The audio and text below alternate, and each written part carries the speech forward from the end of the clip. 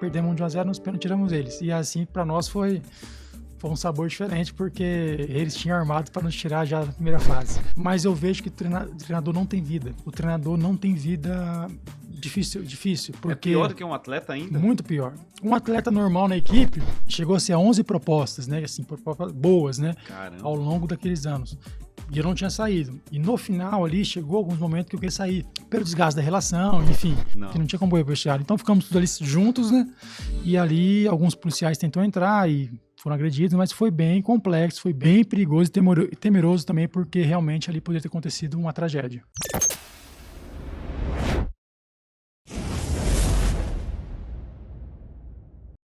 E aí, meu povo, tudo certo aí com vocês? Muito obrigado aí por estarem com a gente no Cast FC mais uma vez. Aproveitando aí, para você que não é inscrito no nosso canal, se inscreve, ativa aí o sininho para receber as notificações e vamos juntos com o Cast FC que está crescendo, graças a Deus, está indo muito longe e com a ajuda de vocês aí na divulgação, na inscrição, vai fazer com que o canal cresça ainda mais. Então participe, que tudo aqui é feito especialmente para você que está aí do outro lado da tela acompanhando. É muito importante para a gente ter a sua companhia, beleza? Bom, hoje a gente vai bater um papo aqui muito bacana com um cara que tem muita história, bicampeão brasileiro, tem muita coisa para contar, tá há 4 anos no futebol do Nordeste. Eu tô aqui com, se eu falar um nome ninguém vai saber, Wellington Pereira Rodrigues. Agora se eu falar Gum, todo mundo conhece. Tudo bem, Gum? Muito obrigado por estar com a gente aqui. Eu agradeço, Rodrigo, prazer estar com vocês. Realmente, o Wellington Pereira Rodrigues, ninguém conhece, só os familiares muito próximos. E por que surgiu esse apelido de Gum? Na verdade, foi de infância, foi um primo meu, que tinha apelido também o Neno e o Pitico, que eram 2 irmãos mais velhos.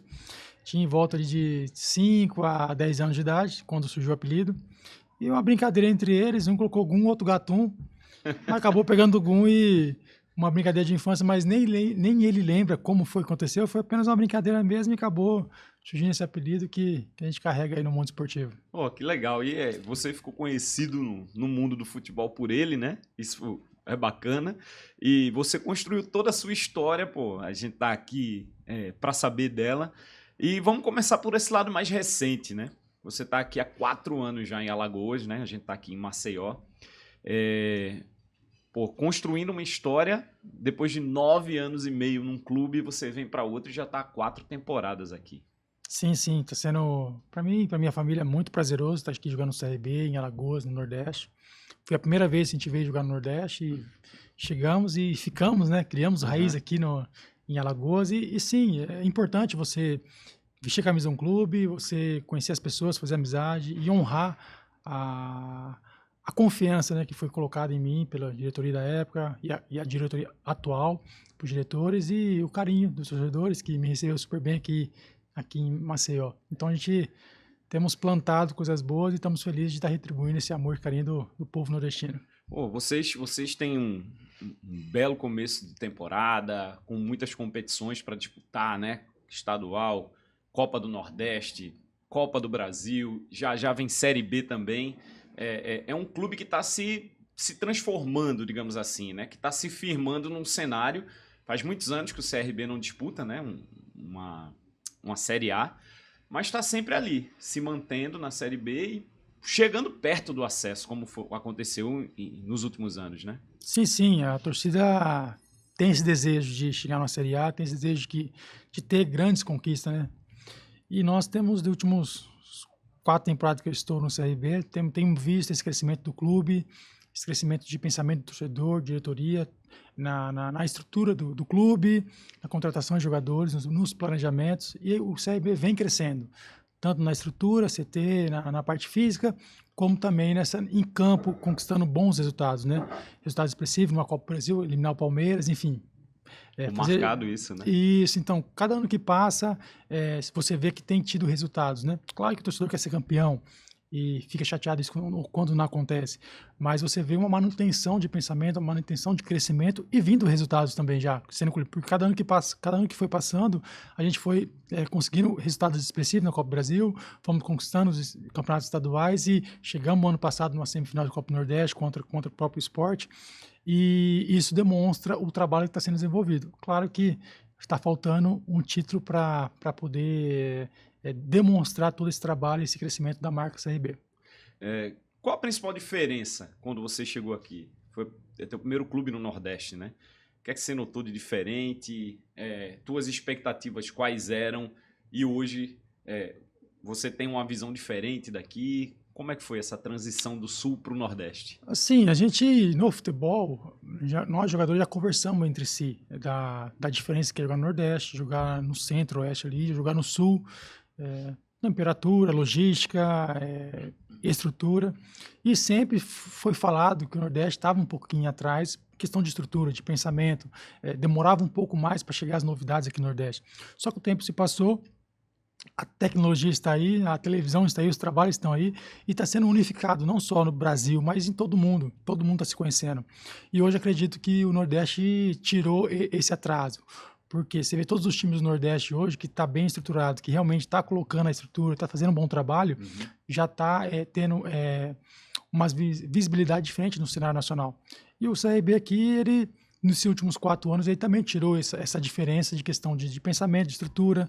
Agora tem coisas que não tem como se tirar, que é logística, né? Acaba se cansando um pouco mais, acaba ficando um pouco mais longe. Isso pesa para um esporte de alto rendimento, né? Sim. Isso pesa porque num campeonato longo, 38 rodadas brasileiro, e tem outros jogos também, a longo prazo vai pesar. Claro que quando você tem uma boa logística, um bom planejamento, você minimiza isso. Mas faz diferença porque você estando ali naquele grande centro, no Rio de Janeiro, São Paulo, qualquer voo ali é muito mais rápido. Você faz um bate-volta, você desgasta menos, né? E sem falar que tem muito mais voos, né? Para você poder escolher os horários que você quer viajar. Aqui, em Maceió, a logística sempre é o mais complicado. Você tem que viajar de madrugada. Isso, a um jogo só, já é cansativo. A longo prazo, em muitos jogos, se torna muito mais cansativo. E no campo... muita gente nem imagina, né? Mas isso faz diferença, né? Porque o cara tá cansado, fadiga, e treinamento, e sem dormir direito. Isso na hora do campo pesa, né? Sim, faz diferença. Não estou aqui dizendo isso como desculpa. Só estou Não, claro, mas contando pesa, um né? fato. Mas nós estamos aqui, nós temos que encarar da melhor forma possível, superar esses desafios e sim buscar o mais importante, que é as vitórias e os títulos para trazer essa alegria para o nosso torcedor. Falando em título, você é bicampeão, né? Em 4 anos já conquistou 2 estaduais aqui, né? Sim. Inclusive no último, fazendo gol na decisão no último jogo. Foi especial poder fazer o último gol da conquista, né? No 2-0, foi 2-1 em casa, 2-0 fora. E é especial ser campeão, fazendo gol, então, mais ainda para um zagueiro, né? Então a gente feliz de comemorar esse último título aí. Agora vamos em busca de mais um, né? Qual é vocês foram campeões em cima do Asa, né? São atuais campeões. O ano passado ganharam em cima do Asa. 2020 foi no clássico contra o CSA. Isso. Qual é o gostinho que fica melhor? Título é sempre título, claro. Mas ganhar de um rival na decisão tem um gostinho diferente, não? Sim, mas sempre, para o torcedor e para nós também, sabemos que ganhar o clássico é sempre diferente na final. Só que ano passado aconteceu, nós ganhamos o clássico com o CSA na semifinal, onde foi um ano bem atípico. Nós classificamos no último jogo e já estavam classificados em primeiro. Havia sempre houve a rivalidade, mas que o CSA estava melhor do que nós, até o momento que eles classificaram em primeiro. Nós classificamos com dificuldade. E na semifinal nós eliminamos eles, mesmo eles falando que era melhor que nós pela classificação, e depois vencemos o Asa. Então o sabor de vitória foi completo. E tem muita resenha, né? Rola muita resenha, né? Dessa rivalidade. Tem rivalidade, é muito saudável. A gente tem que entender que o adversário é apenas um adversário, né? Porque se não tiver adversário, não tem jogo. Então, se também não tiver uma brincadeira, com respeito, é claro, com prudência, não tem graça. Então, a gente temos que brincar, temos que jogar contra, temos que ter aquela brincadeira saudável, porque quando a gente perde, a gente fica muito triste, mas quando ganha, tem que se alegrar. Qual foi o momento assim, mais inusitado que você passou aqui em termos de futebol, de treino, de jogo? Você já viu algum momento assim bem diferente?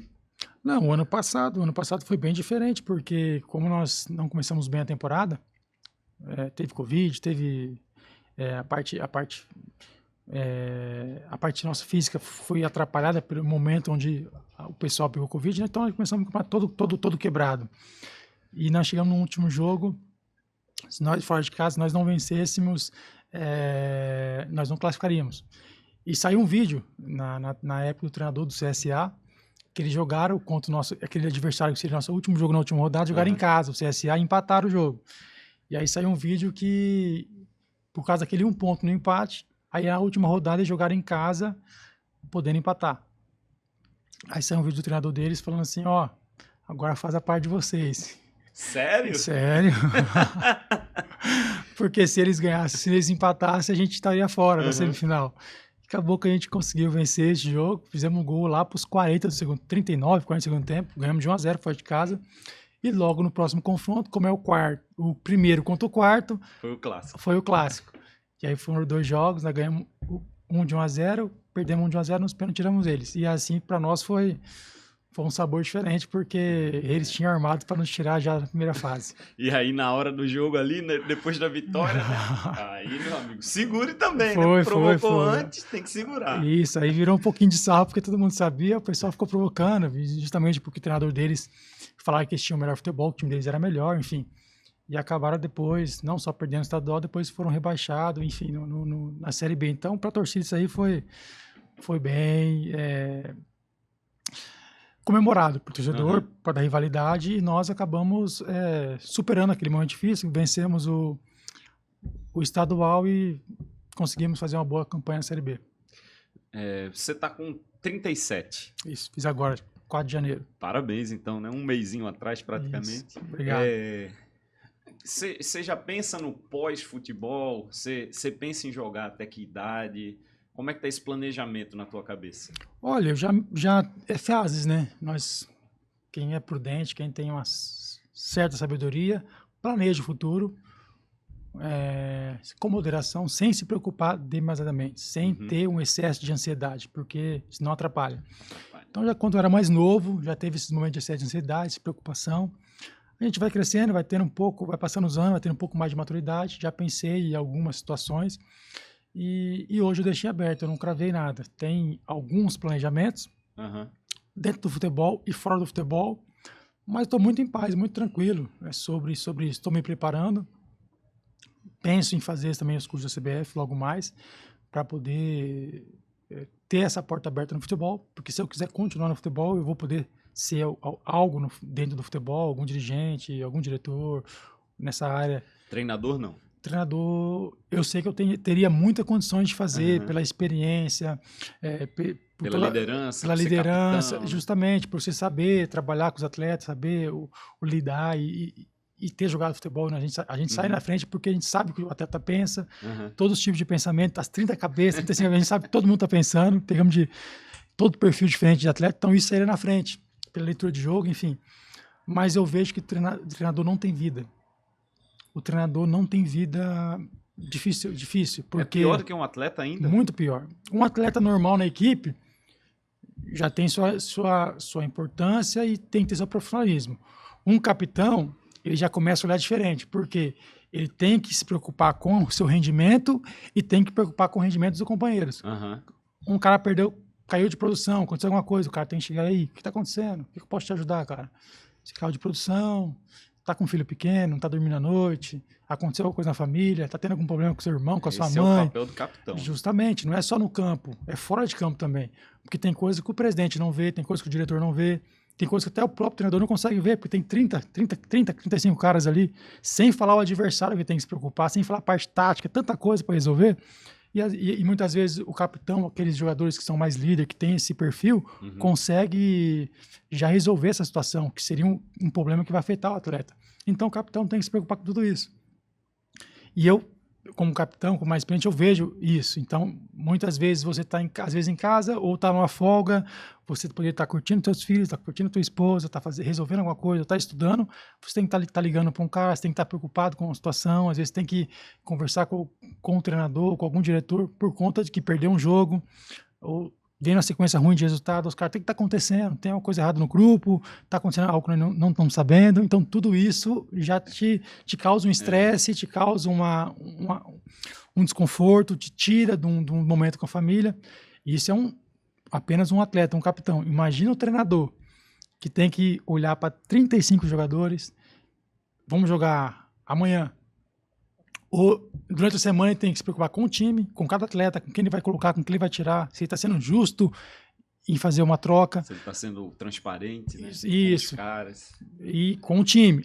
A parte tática, aí ele tem que pensar na parte tática da equipe, tem que pensar no último jogo, se o time jogou bem ou não, o que precisa melhorar, o que você precisa ser corrigido. Ele tem que ver o vídeo do adversário para passar como é que vai ser, quem vai ser os jogadores, quais são as características, como é que joga o adversário. Isso pro jogo de amanhã. Só que é quinta.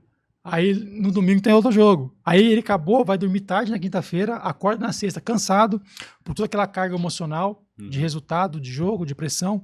Já tem que já começar a se preparar a equipe pro próximo jogo, como vai jogar, como vai encaixar, tem que ver o próximo adversário. Quer dizer, o cara ele fica 24 horas pensando em futebol, não descansa. E é esse preço que eu não sei se eu estou disposto a pagar, porque eu sei que o preço é muito alto. Você tem que abrir mão de muita coisa, né?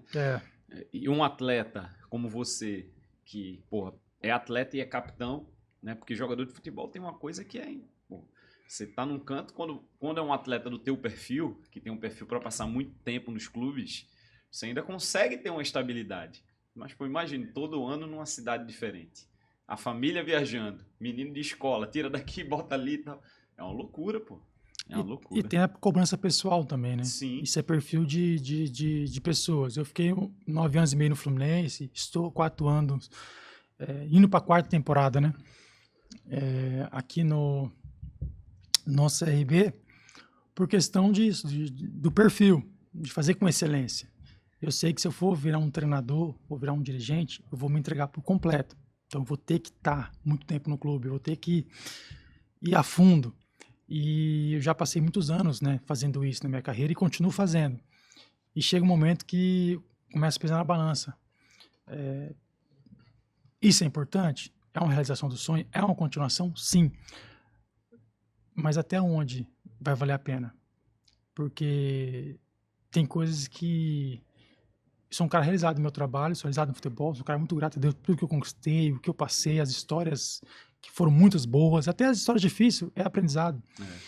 Mas a gente perde muito tempo com os filhos, com a família, com a esposa, perdemos vários festas comemorativas, aniversários, perdemos casamento, eu não fui casamento da minha irmã, do meu cunhado e um monte de parente, que nós éramos para ser padrinho e eu não pude ir, minha esposa entrou com meu sogro, representando, né? Como padrinho, me representando. Porque a gente não consegue fazer isso. E o mais importante, a criação dos filhos. Eu tenho 3 meninos.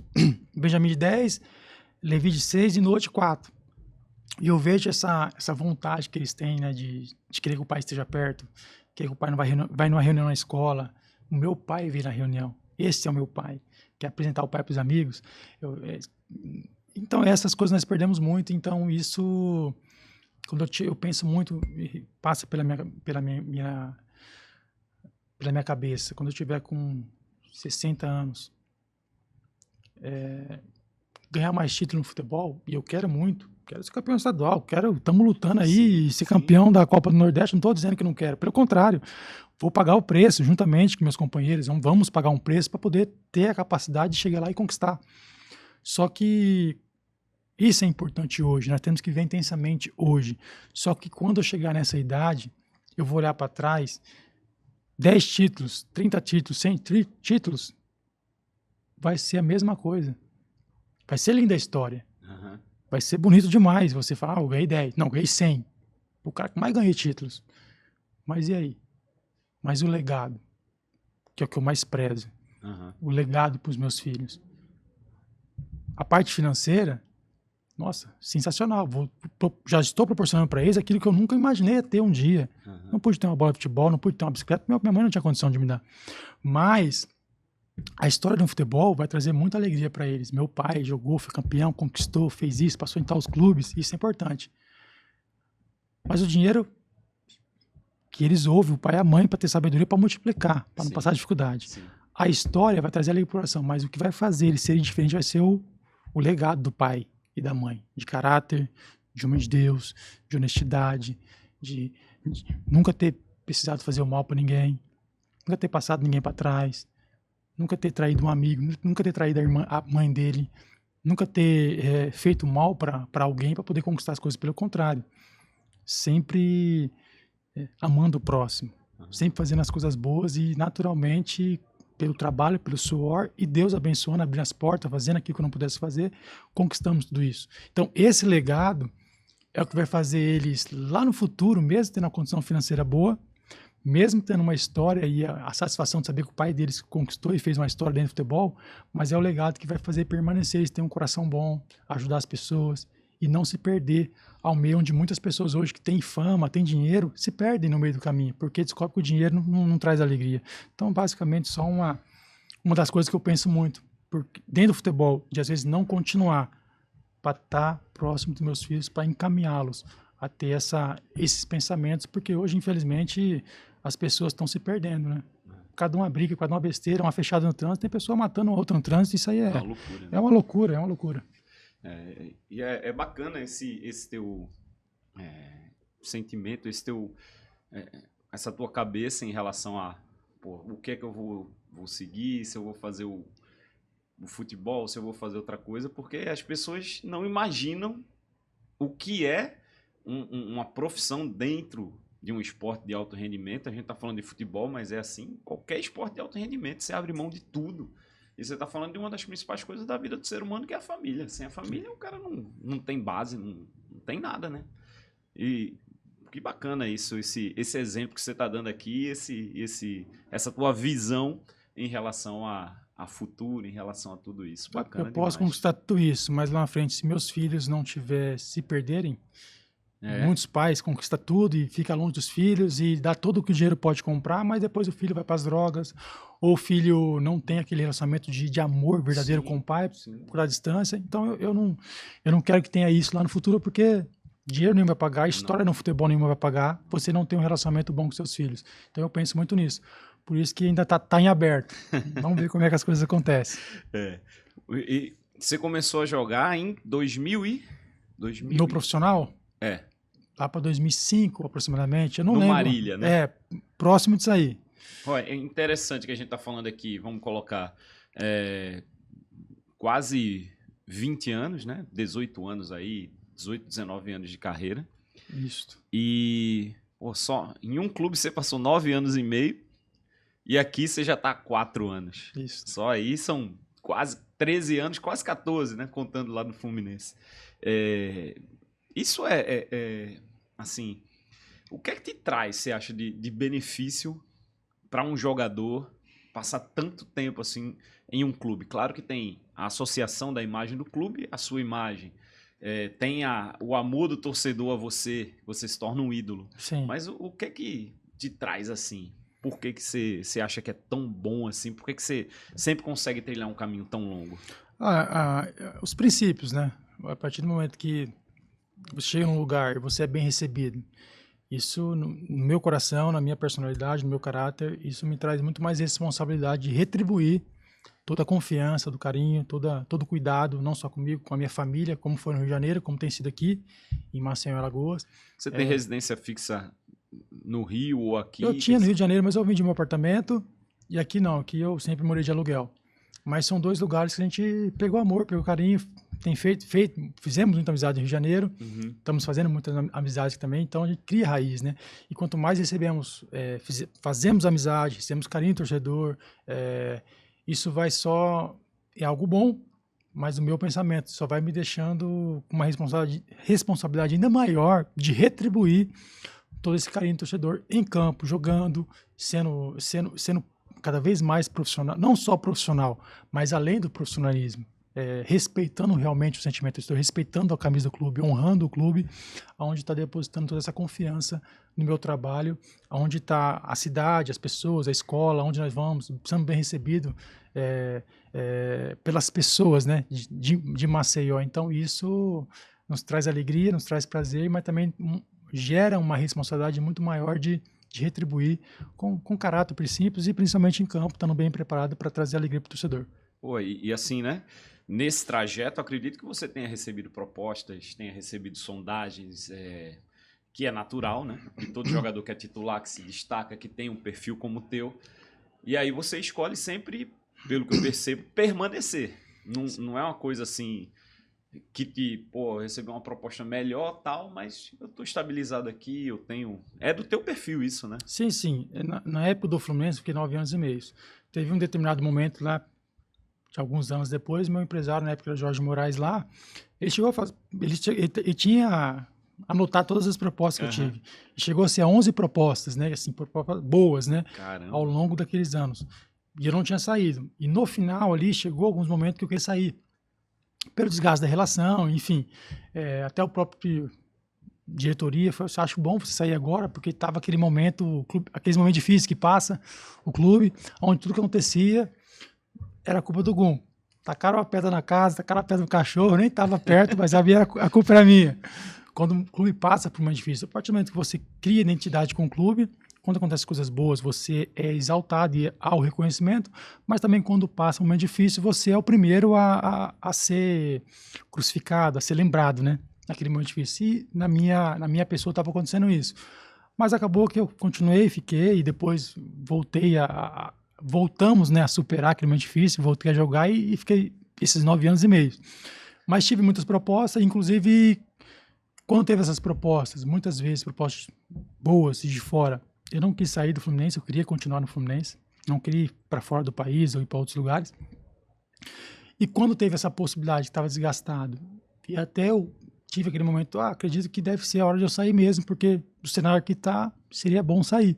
Aí não teve a proposta, Deus não deixou eu sair. Então, como é que foi a relação? Muitas propostas teve e eu não queria sair. Quando não teve quando eu queria a possibilidade, acho que posso sair, não teve. E aí teve uma caminhada linda, bonita, de 9 anos e meio. E aqui no CRB,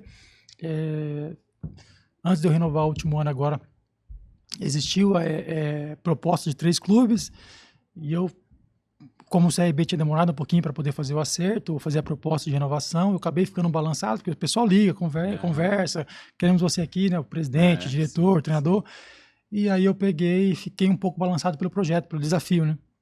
Aí conversei com a minha esposa, aí no final das contas até falei, pessoal, não, fiquei por gratidão pelo clube, por dar continuidade ao trabalho, pelo carinho, pela amizade, pelo clube, o crescimento, então tudo isso pesou, e aí eu continuei no CRB, não saí para outro clube.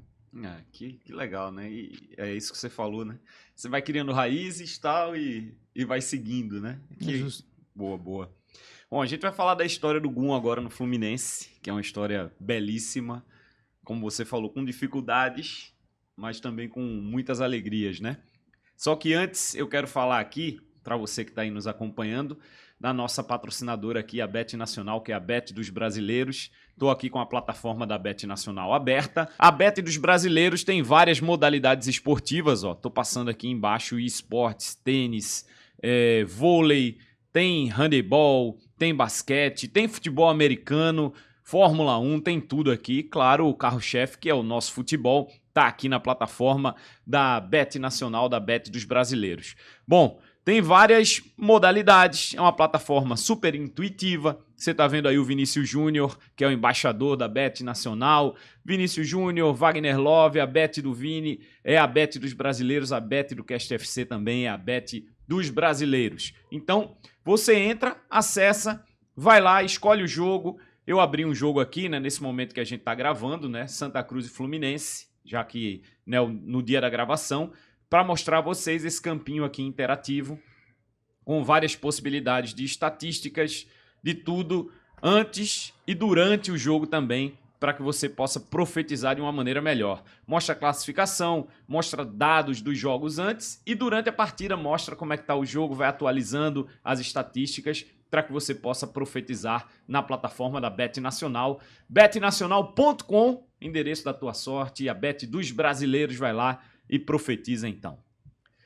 Gum, chegou o momento agora da gente falar dessa tua história belíssima no Fluminense. Como é que você chegou ao Fluminense, primeiramente? Como é que foi esse caminho? A gente já falou que você começou no Marília, né, lá no interior de São Paulo. E como é que você foi parar no Fluminense? Eu tinha tido uma experiência boa de ter ido para o Internacional de Porto Alegre, em 2006. Fui emprestado pelo Marília, emprestado para o Internacional. Eu joguei com jogadores, né, que foram campeão do mundo naquela época. Então, tive uma experiência muito boa de trabalhar com esses atletas, estar no grupo, né, que foi campeão do mundo. E evolui muito como profissional, né, e a nível de experiência. Voltei para Marília, fiquei mais um tempinho ali. Fui vendido para a Ponte, eles foram obrigados a me vender para Ponte Preta, o contrato estava acabando e não aceitamos a renovação com Marília. Eles foram obrigados a me vender para a Ponte, porque senão eu ia perder todo o passe naquela época.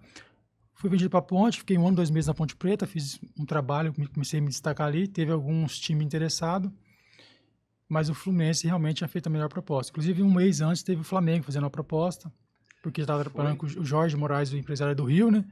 E tinha amizade com o pessoal, contato nos clubes lá no Rio. E aí estava se destacando, aí o Flamengo fez uma proposta, a Ponte não aceitou. Aí depois de um mês... Mas você ficou balançado, naturalmente, né? Não, naquela época não tinha uma história com o Fluminense ainda, né? Você estava começando, eu nem né? sabia.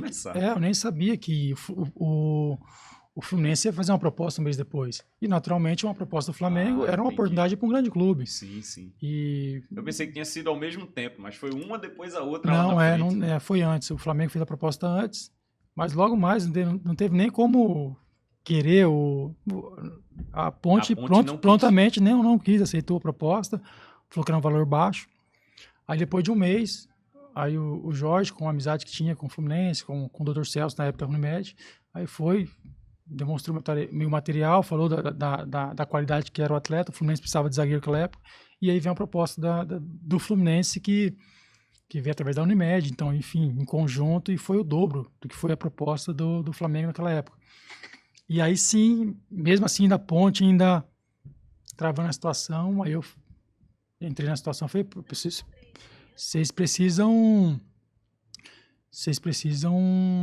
dar uma posição, né? É uma nova oportunidade, teve uma oportunidade do Flamengo, mas agora eu entendo que a proposta do Fluminense é o dobro, muito melhor, então vocês podem me vender, enfim, me venderam, fui para o Fluminense, aí começou a história em 2009, né?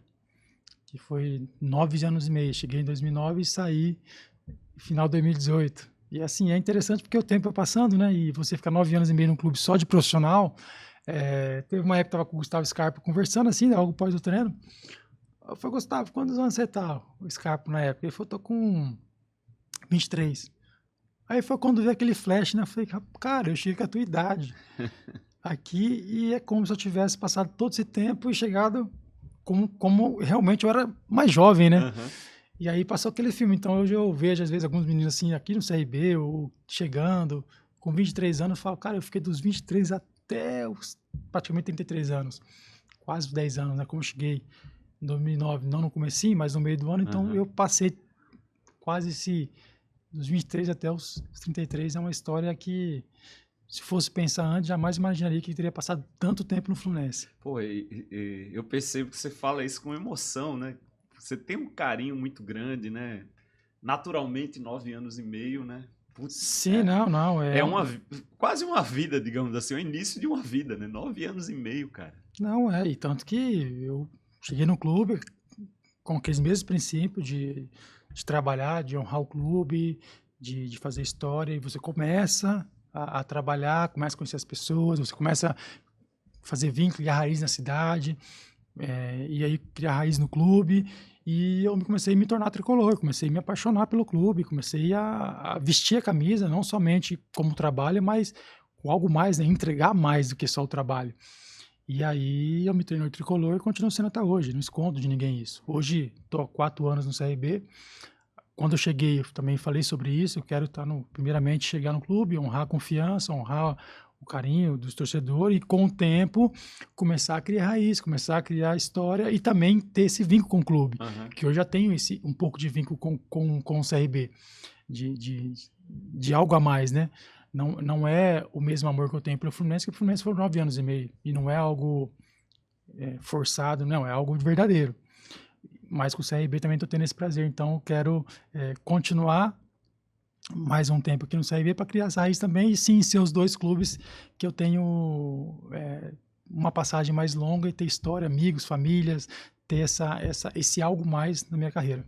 Oh, bacana. Você chegou no Fluminense, cara, eu me lembro, num momento turbulento, né? Difícil. Você tem essa memória? Como é que foi tua chegada lá? Tenho. Pressão. Inclusive, tem muitos amigos falando, não vai. Foi mesmo, foi. Não vai.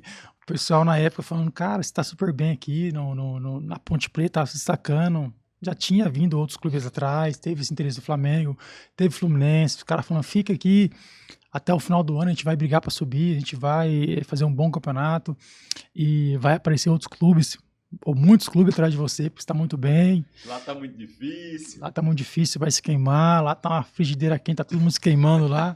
Aí cada um usa uma expressão diferente, né? Mas eu falei, não, é uma oportunidade, né? Mas enfim, eu e minha esposa oramos, Deus deu a direção que era para ir.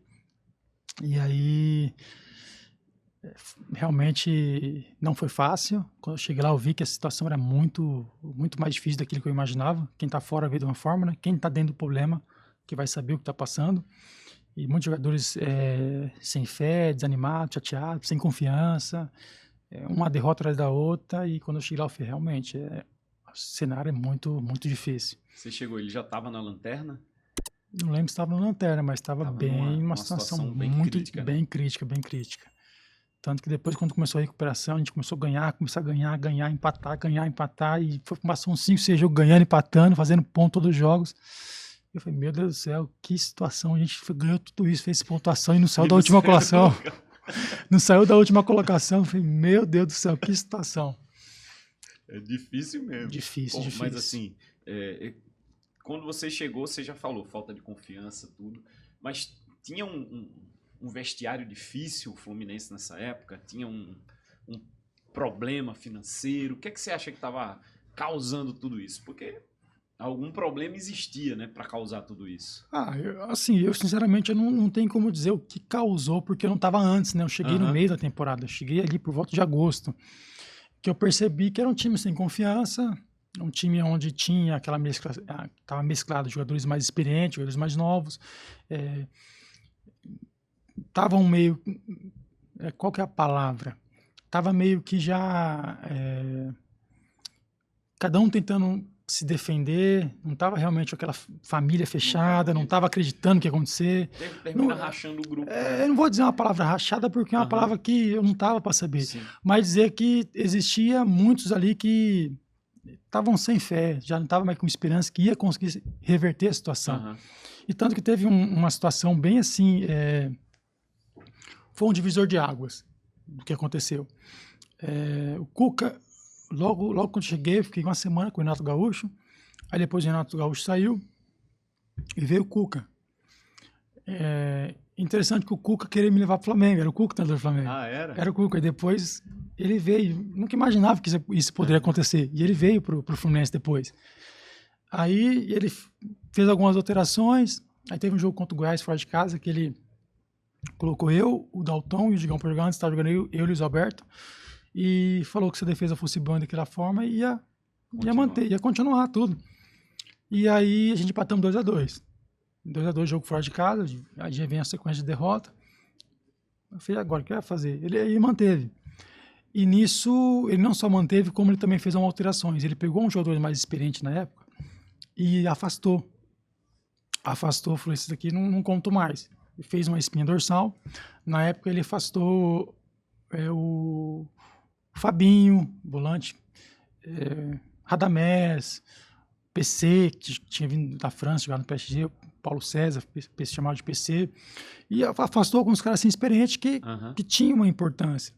E eu percebi ali, no pensamento, eu falando a minha percepção, sim, que esses atletas que ele afastou, não era que era má pessoas, eu não estava querendo. É que só não tinham mais fé, já não acreditavam que era possível reverter aquela situação. Então, o que ele fez? Ele tirou aqueles atletas e colocou jogadores novos, que era da base, que estavam buscando uma oportunidade. E até entendo você olhando para essa ótica. O que ele fez? Esses jogadores, para ele, são oportunidades que estão entrando. Aí fez uma espinha dorsal, que era o Fred na frente, Conca, sim, camisa 10, que eram os mais experientes do time. O Fred voltando de lesão, aí jogava com o Fred e o Michael Bolt lá. O Alan, né, que voltou pro Fluminense agora, que eram os dois da base novo. O Conca, que era um cara mais experiente, o Diguinho no meio. Sim. Eu não vou dizer que eu era experiente, porque eu estava chegando no Fluminense, tinha 23 anos. 23 anos, né? E vindo de um time menor. Mas na defesa eu era mais experiente, porque eu tinha 23, o Dalton e o Digão, um tinha 20, outro tinha 19. Se eu não me engano, o Digão 20 e o Dalton 19. Então eu era o mais experiente da defesa.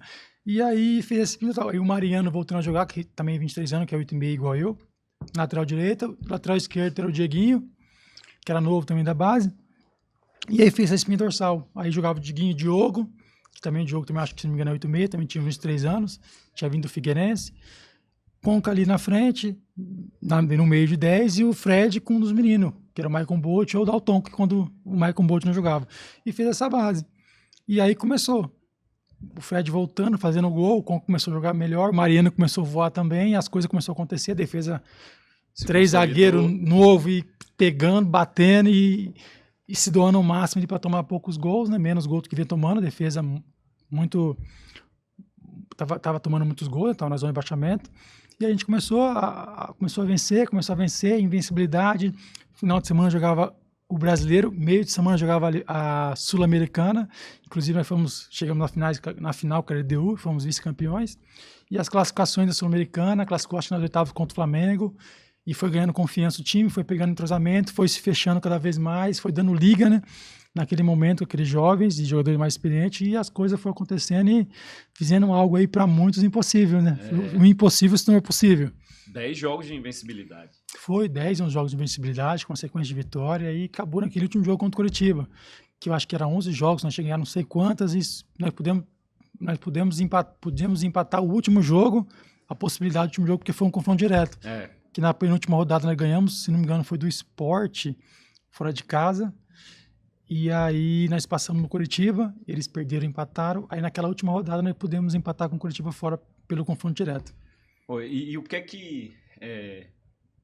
o que é que você observou mais, assim, nesse time que ficou chamado como time de guerreiros, né? Pela torcida do Fluminense. Sim, sim. O que é que te chamou mais atenção nisso? Como era o vestiário desse time? Como era...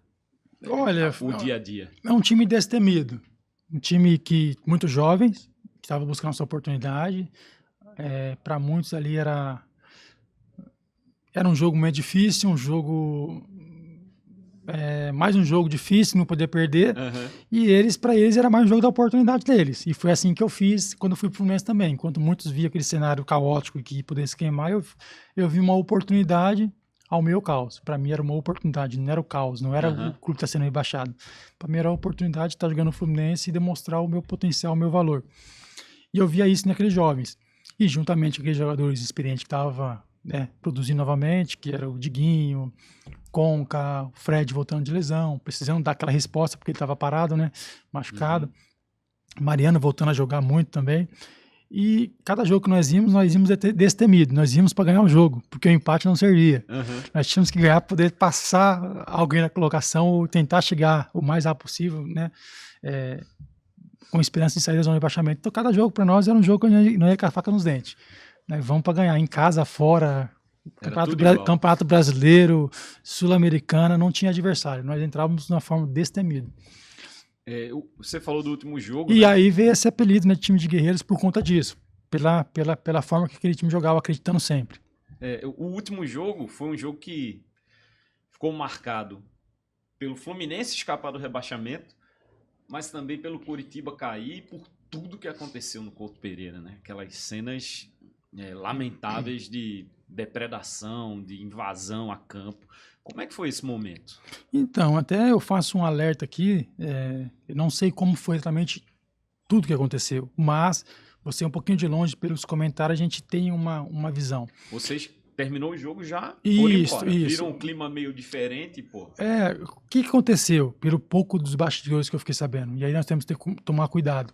Como o Fluminense vinha numa arrancada de brasileiro e jogando muito bem na Sul-Americana, chegando na final, nós perdemos o título na quarta-feira, no Maracanã, perdemos de 4-1 fora, o 5-1 fora e ganhamos de 3-0 em casa, aí por causa de um gol, acabou. Mas ganhamos em casa de 3-0 e faltou um gol. A equipe vinha muito bem.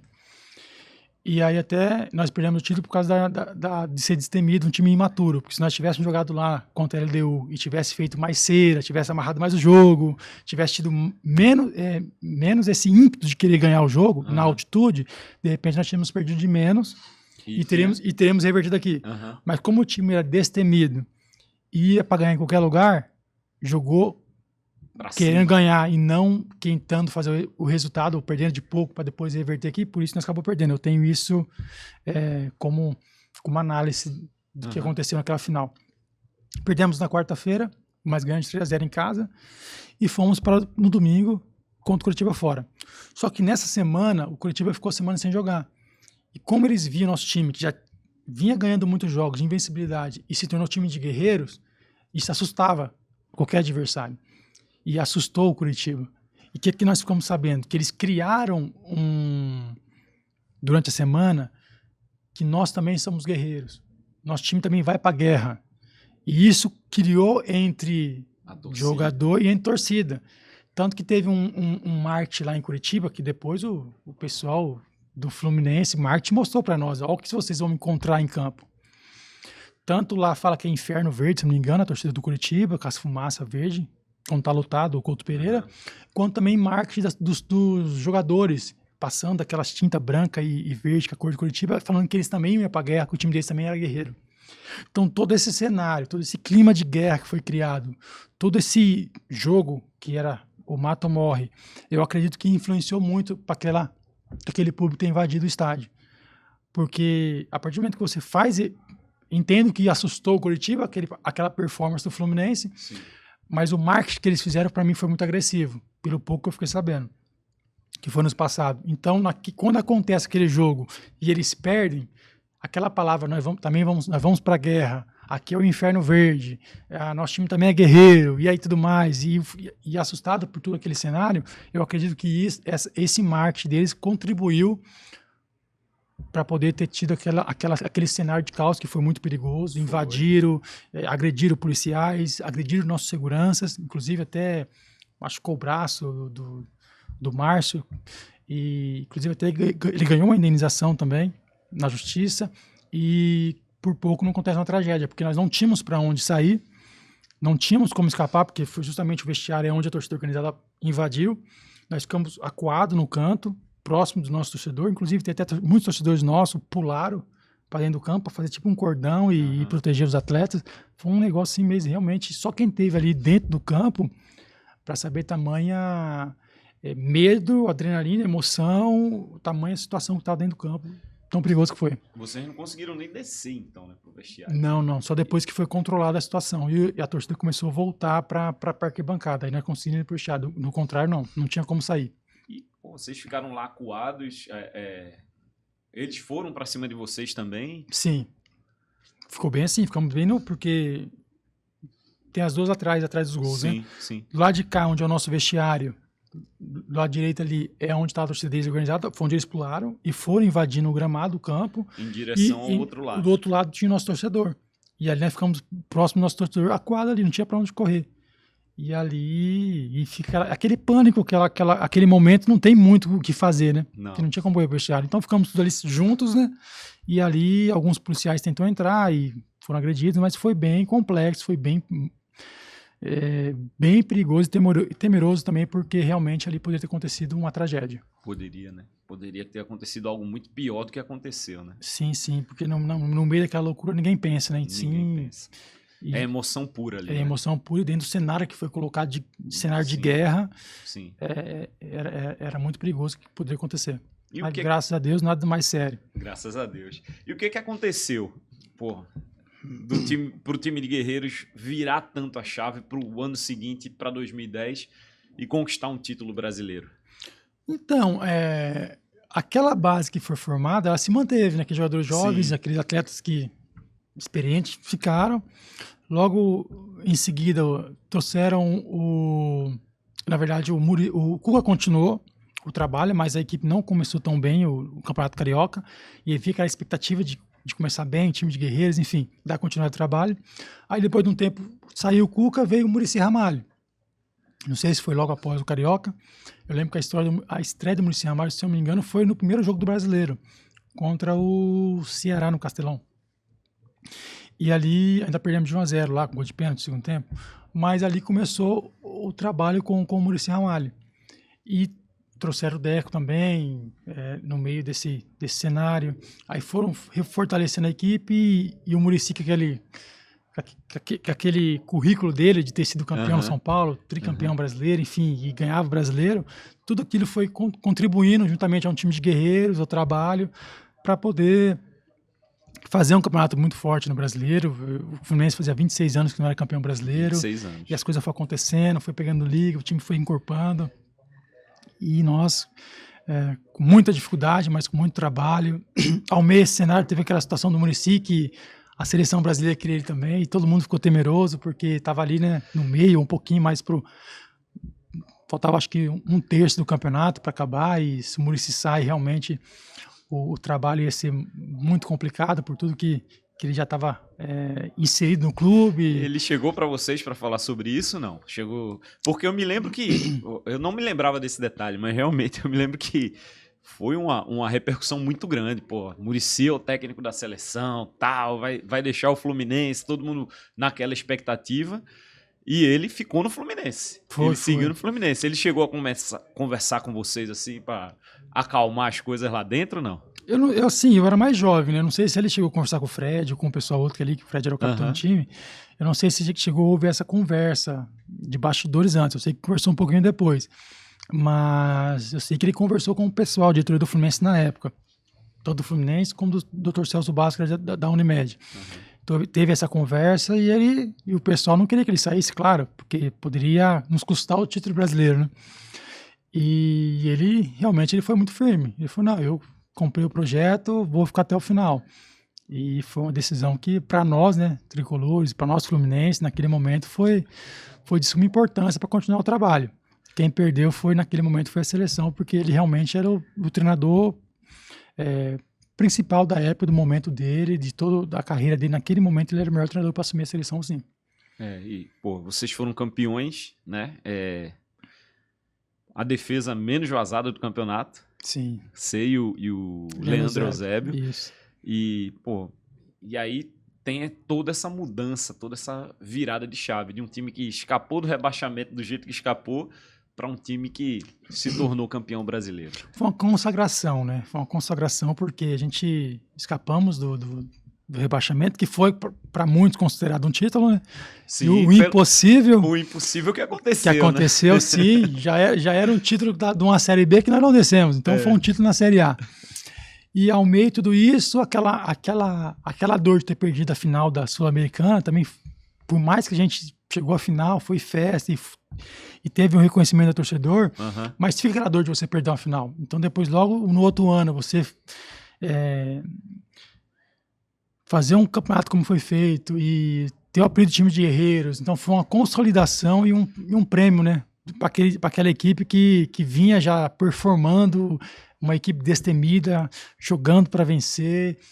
Conquistar o brasileiro para nós foi algo muito importante para consolidar o time de guerreiros, consolidar aquela geração que foi forjada a um momento tão difícil de pressão, que foi no ano antes, ter conquistado um brasileiro com muito méritos. O jogo mais importante dessa campanha foi aquele do América, que deu o título para vocês, ou teve algum que você acha que, depois desse jogo a gente tinha certeza que ia ser campeão?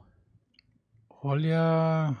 O último jogo de 2010 foi o Guarani, 1-0. Time verde também, Guarani. Guarani 1-0. Foi o Guarani o último jogo, time camisa verde também. Não, assim, foi um campeonato muito difícil. A gente não tinha certeza que ia ser campeão, mas tinha certeza que a gente íamos buscar esse título. Mesmo porque o clube fazia 26 anos que não era campeão. Foi essa certeza nós tínhamos em 2012. Já em 2010, não. Por toda aquela pressão, por tantos anos o time não ser campeão. Sabíamos que tinha um time muito forte, mas o Corinthians e o Cruzeiro estavam muito próximos a nós ali brigando, tanto que chegou na última rodada, os três disputando o título, e saiu o gol primeiro lá, não lembro se foi do Corinthians ou se foi do Cruzeiro. Se eu me engano, eles estavam sendo, se eu não me engano, eu não sei qual dos dois, mas estavam sendo campeão, aí depois o outro fez gol, tá sendo o outro. Primeiro acho que foi o Cruzeiro campeão, fez 1-0. Vocês precisavam Aí ganhar. depois o Corinthians fez 1-0, aí o Corinthians tá sendo campeão e o estádio era só festa, começo do jogo, aquela confiança, torcedor. E começou o jogo, a gente começou a criar umas 2, 3 chances, o gol não saiu, e daqui a pouco mais um gol não saiu. E essas informações chegando para vocês, e aquela, tem gol lá, e aquela festa do torcedor já começou a diminuir, aí acaba o primeiro tempo 0-0. E o torcedor tenso. Então toda aquela festa que era no começo do jogo se transformou em tensão. Aí começa o segundo tempo, eu estou cantando novamente um pouquinho, mas já começa a fraquejar, a voz já embarganha, o grito já não sai mais, e a gente olha para a bancada, vê o pessoal tenso, viu que não estava tendo mais festa. A gente já sabe que não estava sendo campeão com o empate. Sabia que lá os outros adversários, tanto o Cruzeiro quanto o Corinthians, já estavam ganhando o jogo. E o gol não saía, até que lá para os 30 e alguma coisa do segundo tempo, tem aquela jogada, o Carlinhos consegue cruzar e, se não me engano, o Coração Valente fura, e aí o Sheik faz alguma coisa assim, já tava no time.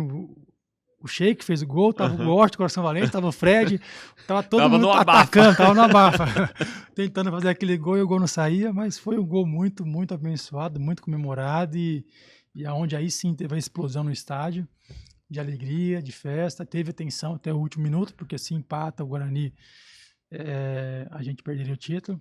Teve até uma falta no final do jogo na frente da área, que é aquela tensão, né? Só para ficar mais emocionante ainda. Aí o cara cobrou para fora por cima do gol e aí o árbitro naquela época, Simon, se não me engano, foi o Simon que apitou o jogo, ele encerrou o jogo e aí foi a comemoração realmente de festa e alívio ao mesmo tempo, né? Porque a gente não poderia perder aquele título de jeito nenhum. Putz, e assim, do jeito que foi, né? Pô, sim. Toda a trajetória. Acho o outro título brasileiro, né? De 2012. Você foi também campeão carioca? Foi no mesmo ano, 2012. 2012 também. Isso. Mas assim, o outro título brasileiro já foi um pouco diferente, né? Em relação a vocês já terem sido recentemente, quebrado esse tabu, não tinha mais esse peso, né? Isso. Mas não vou dizer que foi mais fácil. Se tornou mais fácil no final, que foi com rodada de antecedência. Mas ele foi tão difícil quanto o outro, ou mais difícil. No final, não. No final, aparentemente, se tornou mais fácil. A gente foi campeão com 2 ou 3 rodadas de antecedência. Sim. Só que como foi também o campeonato, foi diferente. Porque em 2010 a gente começou ali e tal, e consolidou e foi até o final brigando. Já em 2012 nós começamos mal o campeonato. Tivemos ali a 4ª, 5ª rodada, se não me engano, 8ª rodada, um confronto com o Atlético Mineiro em casa, no Engenhão. Nós não tínhamos Maracanã, onde nós empatamos o jogo 1-1, se não me engano, e teve um gol anulado do Fred, que todos nós reclamamos que não estava impedimento, mas deram. E o Atlético ficou, acho que uns 11 pontos na nossa frente. Disparou, né? Disparado na frente, tanto que ninguém falava em título do Fluminense ali no começo daquela temporada do Campeonato Brasileiro. E ali a gente ficou muito tempo para conseguir consolidar e tentar encurtar essa distância de pontuação. E o Atlético voando, com o Ronaldinho Gaúcho, Jô, Bernard, Tardelli, o futebol mais bonito, mais encantador. Ninguém imaginava que o Fluminense ia ter força para chegar nele. E passar. E passar como passamos e que ser campeão com 3 rodadas de antecedência, aproximadamente. Não lembro se foi 3, se foi 2. Então ninguém imaginava que o Fluminense ia ter essa força toda. E tinha outros times que estavam na frente. O Fluminense estava ali para 6º, 7º, naquele momento, né? E nós fomos ali lutando, tirando a pontuação. Quando chegou ali para virar o turno, não lembro se foi um jogo ou 2 jogos depois, foi quando a gente conseguiu passar eles. E quando a gente passou e cada rodada que ia acontecendo, a gente sempre abria um pontinho a mais. 2 pontinhos, 3 pontinhos, aí foi chegando até lá no final, quando teve essa distância. Então, ainda teve um jogo emblemático, que foi o Atlético Mineiro lá no Campo do América. Sim, no Independência. Isso, onde o Atlético ganhou o jogo 3-2. Com aquele gol no finalzinho do jogo. Com a falta do Ronaldinho acordou, o Leonardo Silva fez o gol de cabeça, enfim. Nós estávamos, acho que, uns 9 pontos na frente, a gente ganha. Inclusive, a gente saiu perdendo de 1-0, viramos para 2-1. E algo quando a gente virou ali no final do primeiro tempo, aproximadamente, todo mundo falou, agora o Fluminense não perde mais, porque a gente tem um time muito, muito sólido defensivamente, um time muito experiente. E toda vez a gente, às vezes, jogava, o adversário pressionava a gente, mas a gente ganhava o jogo. por ter esse time muito Aham. cascudo, né? Quando a gente virou o jogo ali, muitas pessoas agora, o Fluminense não vai perder mais o jogo. Eu ouvi pessoas falando isso. A gente nunca imaginava que o Atlético ia conseguir virar o jogo. Mas o Atlético Mineiro, com a qualidade, 2 timaço, né? É. E para muitos falar que esse foi o melhor jogo do campeonato. O Atlético virou e acabou sendo bom pro campeonato, não bom para nós tricolores, mas foi bom pro campeonato, que teve um pouco de emoção até o final. Nós ficamos, acho que 7 pontos na frente, aproximadamente. Teve uma reportagem ali, uma entrevista do Deco saindo do campo, emblemática, né? Que toda aquela provocação, e o pessoal provocando e falando e tal. E o Deco falou: não, isso ganharam o jogo, mas nós vamos ser campeão. Aproximadamente isso que ele falou, né? E aí deu ainda mais repercussão e continuamos aquele trabalho e consolidamos o título com muito méritos. Por isso que no final as pessoas entendem que foi mais fácil, mas eu não vejo como mais fácil. Foi muito difícil durante o campeonato, essa trajetória. Vocês correram atrás do Atlético, depois passaram Isso. e consolidaram ali no final com o título. Pô, vocês tinham um timaço também. Sim. Nosso time era muito bom, muito experiente, muita qualidade, grandes jogadores. Mas o Atlético era o favorito, o time que jogava o futebol mais bonito, o time que estava no momento. Ronaldinho jogou Jô, muito. Bernard, Tardelli, todo mundo voando. E eles estavam realmente ali na virada, todo mundo acreditando que o Atlético seria o campeão. E nós surgimos com uma força ali. Inclusive tem uma história muito legal com o Pierre, o volante, né? Que jogou no Palmeiras, Atlético, enfim. Ele depois jogou no Fluminense com a gente, né? Depois de, acho que 1 ou 2 anos que aconteceu tudo isso, com a rivalidade entre Fluminense e Atlético. Ele chegou e a gente começava a conversar histórias, né? Aquele ano, como é que foi e tal. E falava: rapaz, nós falávamos pra vocês, falava, que time chato esse time Fluminense. Eles estavam na frente, eles jogavam, teve umas 4, 5 rodadas, jogaram antes que a gente na rodada, e eles estavam 4 pontos na nossa frente. Eles jogavam, ganhavam. E a gente jogava, ganhava também, diminuía de novo para 4 pontos. Aí na próxima rodada eles jogavam de novo, aquela época o Atlético estava voando, jogando bem, voando, todo mundo falando Atlético, que é o melhor time do campeonato. E era realmente naquele momento. Jogava, nós éramos o segundo colocado, ganhava de novo, abria 7 pontos. Aí o Fluminense jogava com aquele peso, nós temos que ganhar para não deixar ele se distanciar. E ganhava também. Aí ele falou assim: rapaz, vocês eram chatos demais, a gente ganhava, vocês ganhavam, a gente ganhava, vocês ganhavam. Aí foi indo até que a gente conseguiu realmente, depois dessas 5, 6 rodadas. Aí foi quando eles perderam ou empataram, a gente ganhamos novamente. Aí tirou a diferença, depois eles empataram, a gente ganhou e passou. E depois nunca mais eles conseguiram mais tirar a pontuação que nós estávamos na frente, só abriu até o final. E foi o ano de... o jogo do título, inclusive, foi em São Paulo, né? Não foi em Presidente Prudente. Isso. E com um ano que o Palmeiras, né, caiu. Foi o rebaixamento do Palmeiras ali. Exatamente. E foi um jogo duríssimo, né? Foi duro, porque intenso. Foi 3-2, mas foi um jogo duríssimo, né? O Fred meteu 2 gols e tal. Nós fizemos 2-0, eles empataram 2-2 e ficou aberto o jogo. Uma oportunidade para os dois lados, que o Palmeiras precisava ganhar para não cair naquela rodada. Aí no final o Fred conseguiu ainda fazer o terceiro e consolidou o título. Mas foi um jogaço também. Foi um jogaço. E como é que foi o clima, assim, da chegada? Eu entendo, não tenho essa experiência, né, que vocês tiveram de chegar num jogo assim, pô, se a gente ganhar, a gente é campeão. Isso é uma pressão muito grande, né? Sim, sim. Tem a atmosfera toda do que envolve isso. Porque, pô, nas 2 vezes vocês foram campeões, os 2 times estavam brigando. O Guarani não, né? Mas assim, tava brigando mais para baixo. Sim. E o Coritiba, que vocês livraram do rebaixamento, caiu. O Palmeiras, vocês foram campeões, caiu também. Como é que é essa atmosfera? Olha, naquele jogo a atmosfera era muito boa. Aquele jogo foi à tarde, umas 4 horas. Tava muito quente, Presidente Prudente, interior de São Paulo, muito quente. A gente sabia da pressão que tava. Palmeiras também, que seria o jogo da vida deles, que eles não queriam ser rebaixados naquela rodada. E se eles ganham, tinha experiência ainda. Então o time estava muito convicto da capacidade que nós tínhamos de finalizar ali, mas que ia ser um jogo aberto.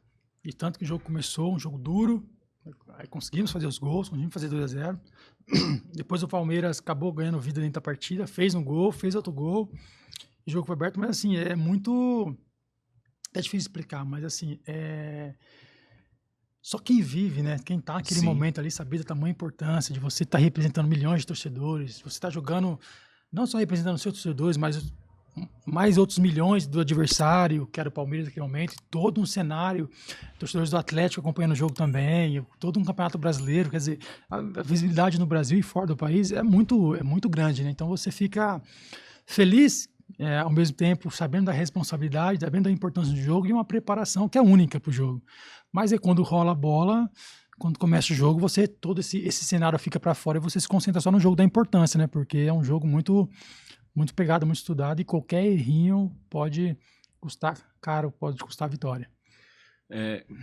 O Campeonato Carioca de 2012, que vocês conseguiram,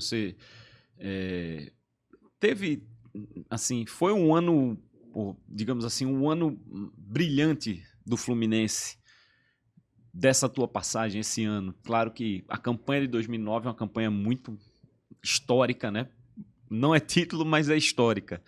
A campanha de 2010 é também histórica, mas essa de 2012, esse ano de 2012, queria que você falasse dele, do título, de como foi. Sim, em termos de importância, eu coloco a de 2009 mais importante que todas, porque se não tivesse 2009, não ia ter 2010, 12, não ia ter nada disso, porque não ia vir a geração de time de guerreiros, não ia ter aquela consolidação daqueles jogadores, aquele grupo que foi forjado ao meio, ao caos, ao meio, aquela pressão, aquela dificuldade, e aquela base, com alguns outros jogadores, como o Deco e outros que foram chegando, fortaleceu para conquistar o Brasileiro de 2010, ficamos em terceiro em 2011 e Carioca em 2012 e Brasileiro em 2012. Mas ele chegando em 2012, não foi perfeito porque faltou a Libertadores.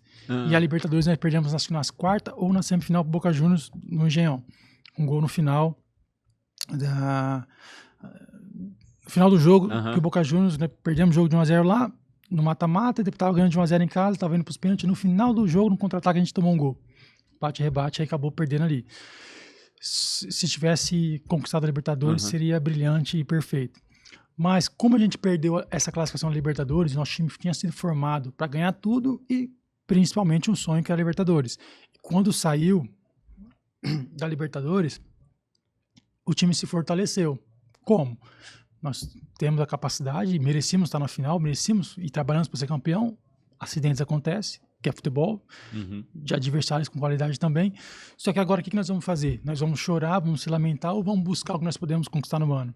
E foi justamente esse fortalecimento que teve. Vamos buscar o que nós temos capacidade de fazer. É o quê? É buscar o Campeonato Carioca e buscar também um Campeonato Brasileiro.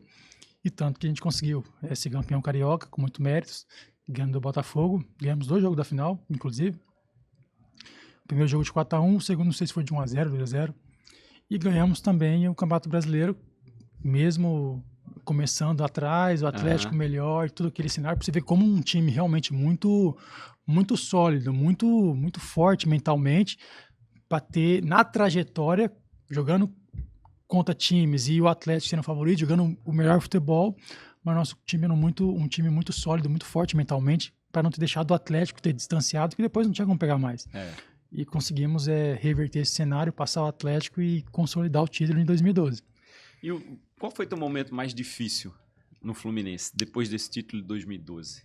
Olha, o momento mais difícil quando eu fiquei 11 meses sem jogar. Caramba! Fiquei 11 meses sem jogar. O momento difícil foi quando realmente tinha desgastado já um pouco a relação.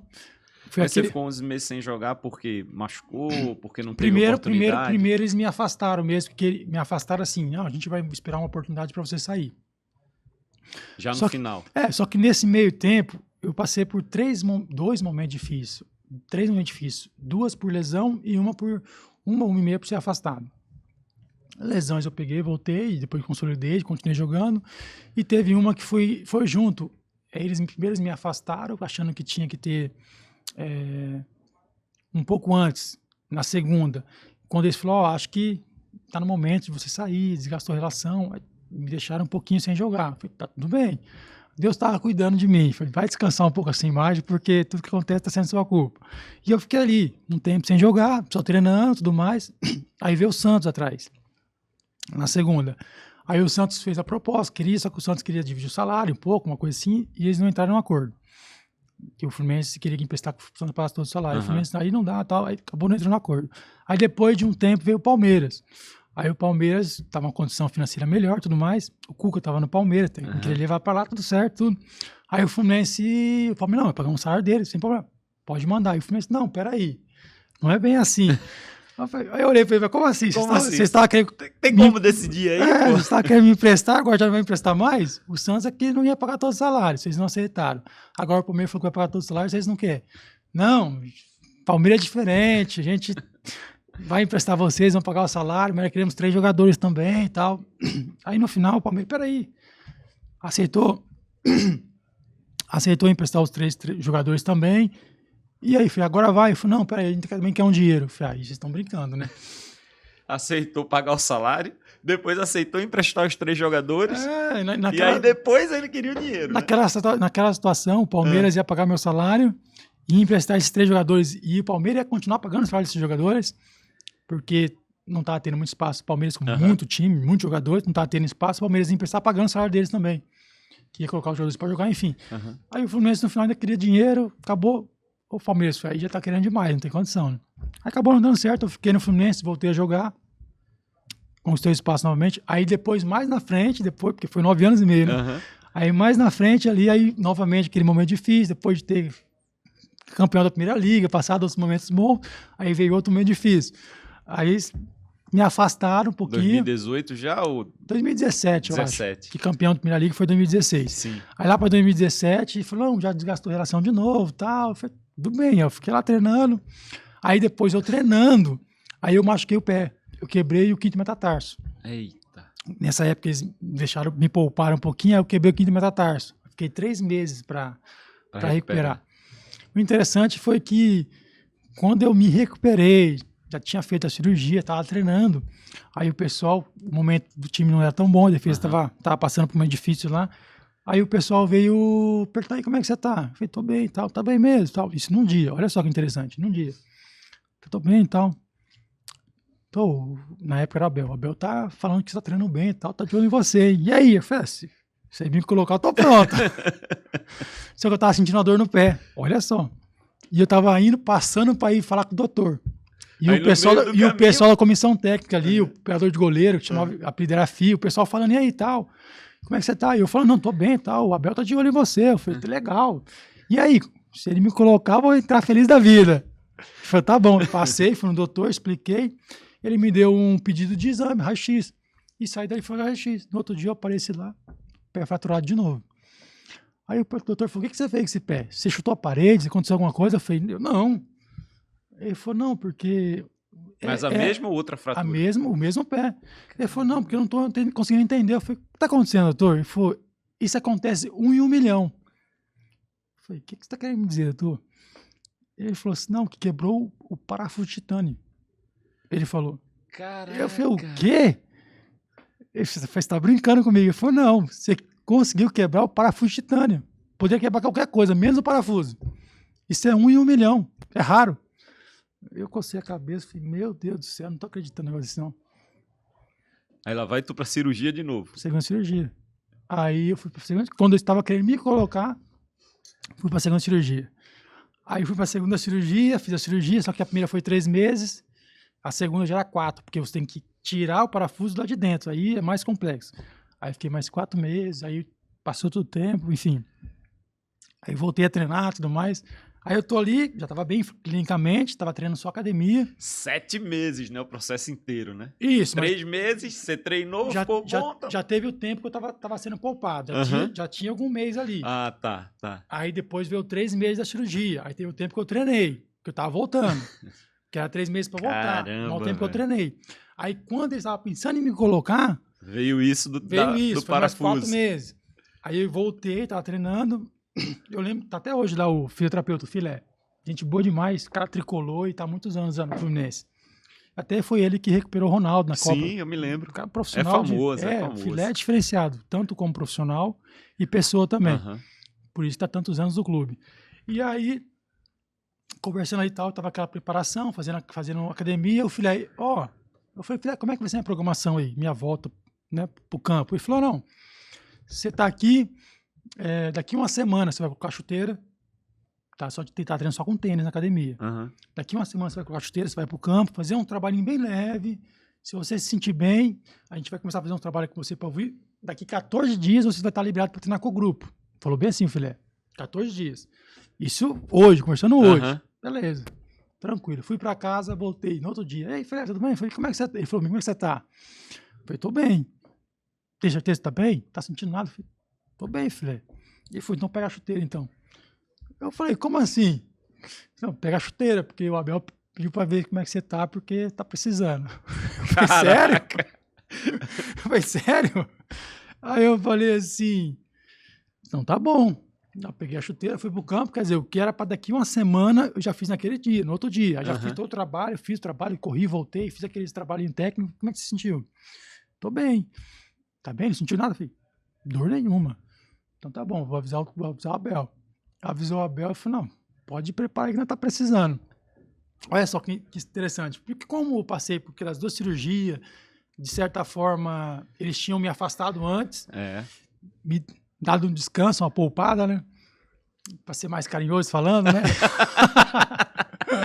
Os caras deram aquela poupada com carinho. Mas a gente entende que bom foi assim, né? E aí, já tinha acontecido naquele meio de uma cirurgia para outra. O pessoal veio falar comigo e depois vieram de novo. E aí, como é que você tá?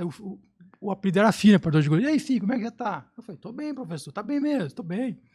Só que depois que eu fui entender, eles estavam tentando entender como é que estava meu coração, como é que eu estava. Porque, de certa forma, eles não foram uma atitude legal, correta, ativa, plausível comigo. Por ter me afastado, por ter história no clube, por estar ali, enfim.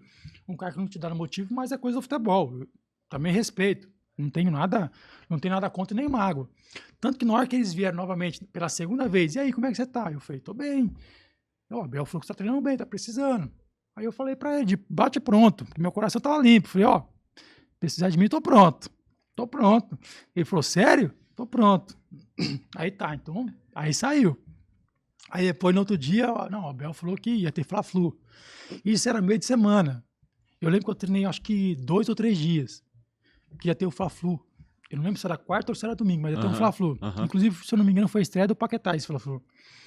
Aí o Abel veio e tal, colocou pra treinar ali, aí me chamou. E aí, meu filho, como é que tá? Eu falei, tô bem, professor. Rapaz, ele falou, rapaz, tá 1 ano sem jogar. Eu falei, 1 ano, professor, faz tempo, né? Mas tô cheio de vontade de jogar, cheio de vontade de jogar. Ele, sério? Sério. Só que nisso, quando o pessoal ia falar pra mim, aí veio outros falar também, ó, o Filé falou, ó, os caras estão querendo te dar uma olhada e ver se você tem condição de jogo. Então eu já fui me preparando. Só que eu chegava em casa e falava, meu Deus do céu, e agora? Pegar um Fla-Flu. Que depois de 1 ano sem jogar. Justamente, eu sabia que eu não tinha condição de jogar. Eu não tinha condição. E depois eu vou te contar no final o que eu tinha certeza. Não tinha condição de jogar. Eu falei, meu Deus, o que eu faço? Porque eu tava separado. Tive as 2 lesões. Se eu não jogar agora e abraçar essa oportunidade, eu não vou jogar mais. Daqui uma semana volta o Henrique, volta o Renato Chaves, volta os outros zagueiros. O Reginaldo também, o Major, tava machucado. Já 3 zagueiros machucados. E os outros 2 que estavam jogando não estavam bem. Estava sendo pressionado. Que não me engano era o Frazer e o Nogueira, na época, que era da base. Eles estavam muito pressionados. E a torcida estava pressionada, o time não estava bem. Falei, Deus, se eu esperar 1 semana, depois eu não vou ter mais oportunidade. Eles vão voltar, eu não vou ter oportunidade. Eu estava sendo poupado, vou continuar poupado. A hora é essa. O que eu faço? Eu não tenho condição de jogo. Eu sei que eu vou entrar para jogar e não vou terminar o jogo. Aí eu fiquei aqueles 2 dias ali, só em oração. Deus, o que eu faço? Meu Deus do céu. Eu fiz alguma coisa, eu vou abraçar essa oportunidade. Não vou perder, não.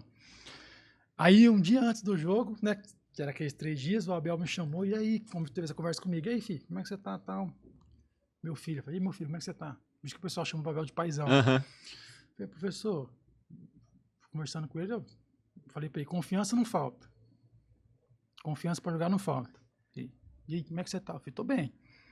Aí ele falou assim, mas tem condição de jogar? Eu não poderia falar pra ele que eu não tenho. eu não poderia falar pra ele que eu não tenho, senão não ia jogar. Senão não ia jogar. Aí eu falei assim pra ele na hora, eu falei, professor, olhei no olho dele e falei assim, professor, qual eu tô falando pra você aqui, Rodrigo? Quando tiver força no meu corpo, eu vou dar a vida, eu falei pra ele. Quando tiver força no meu corpo, eu vou dar a vida.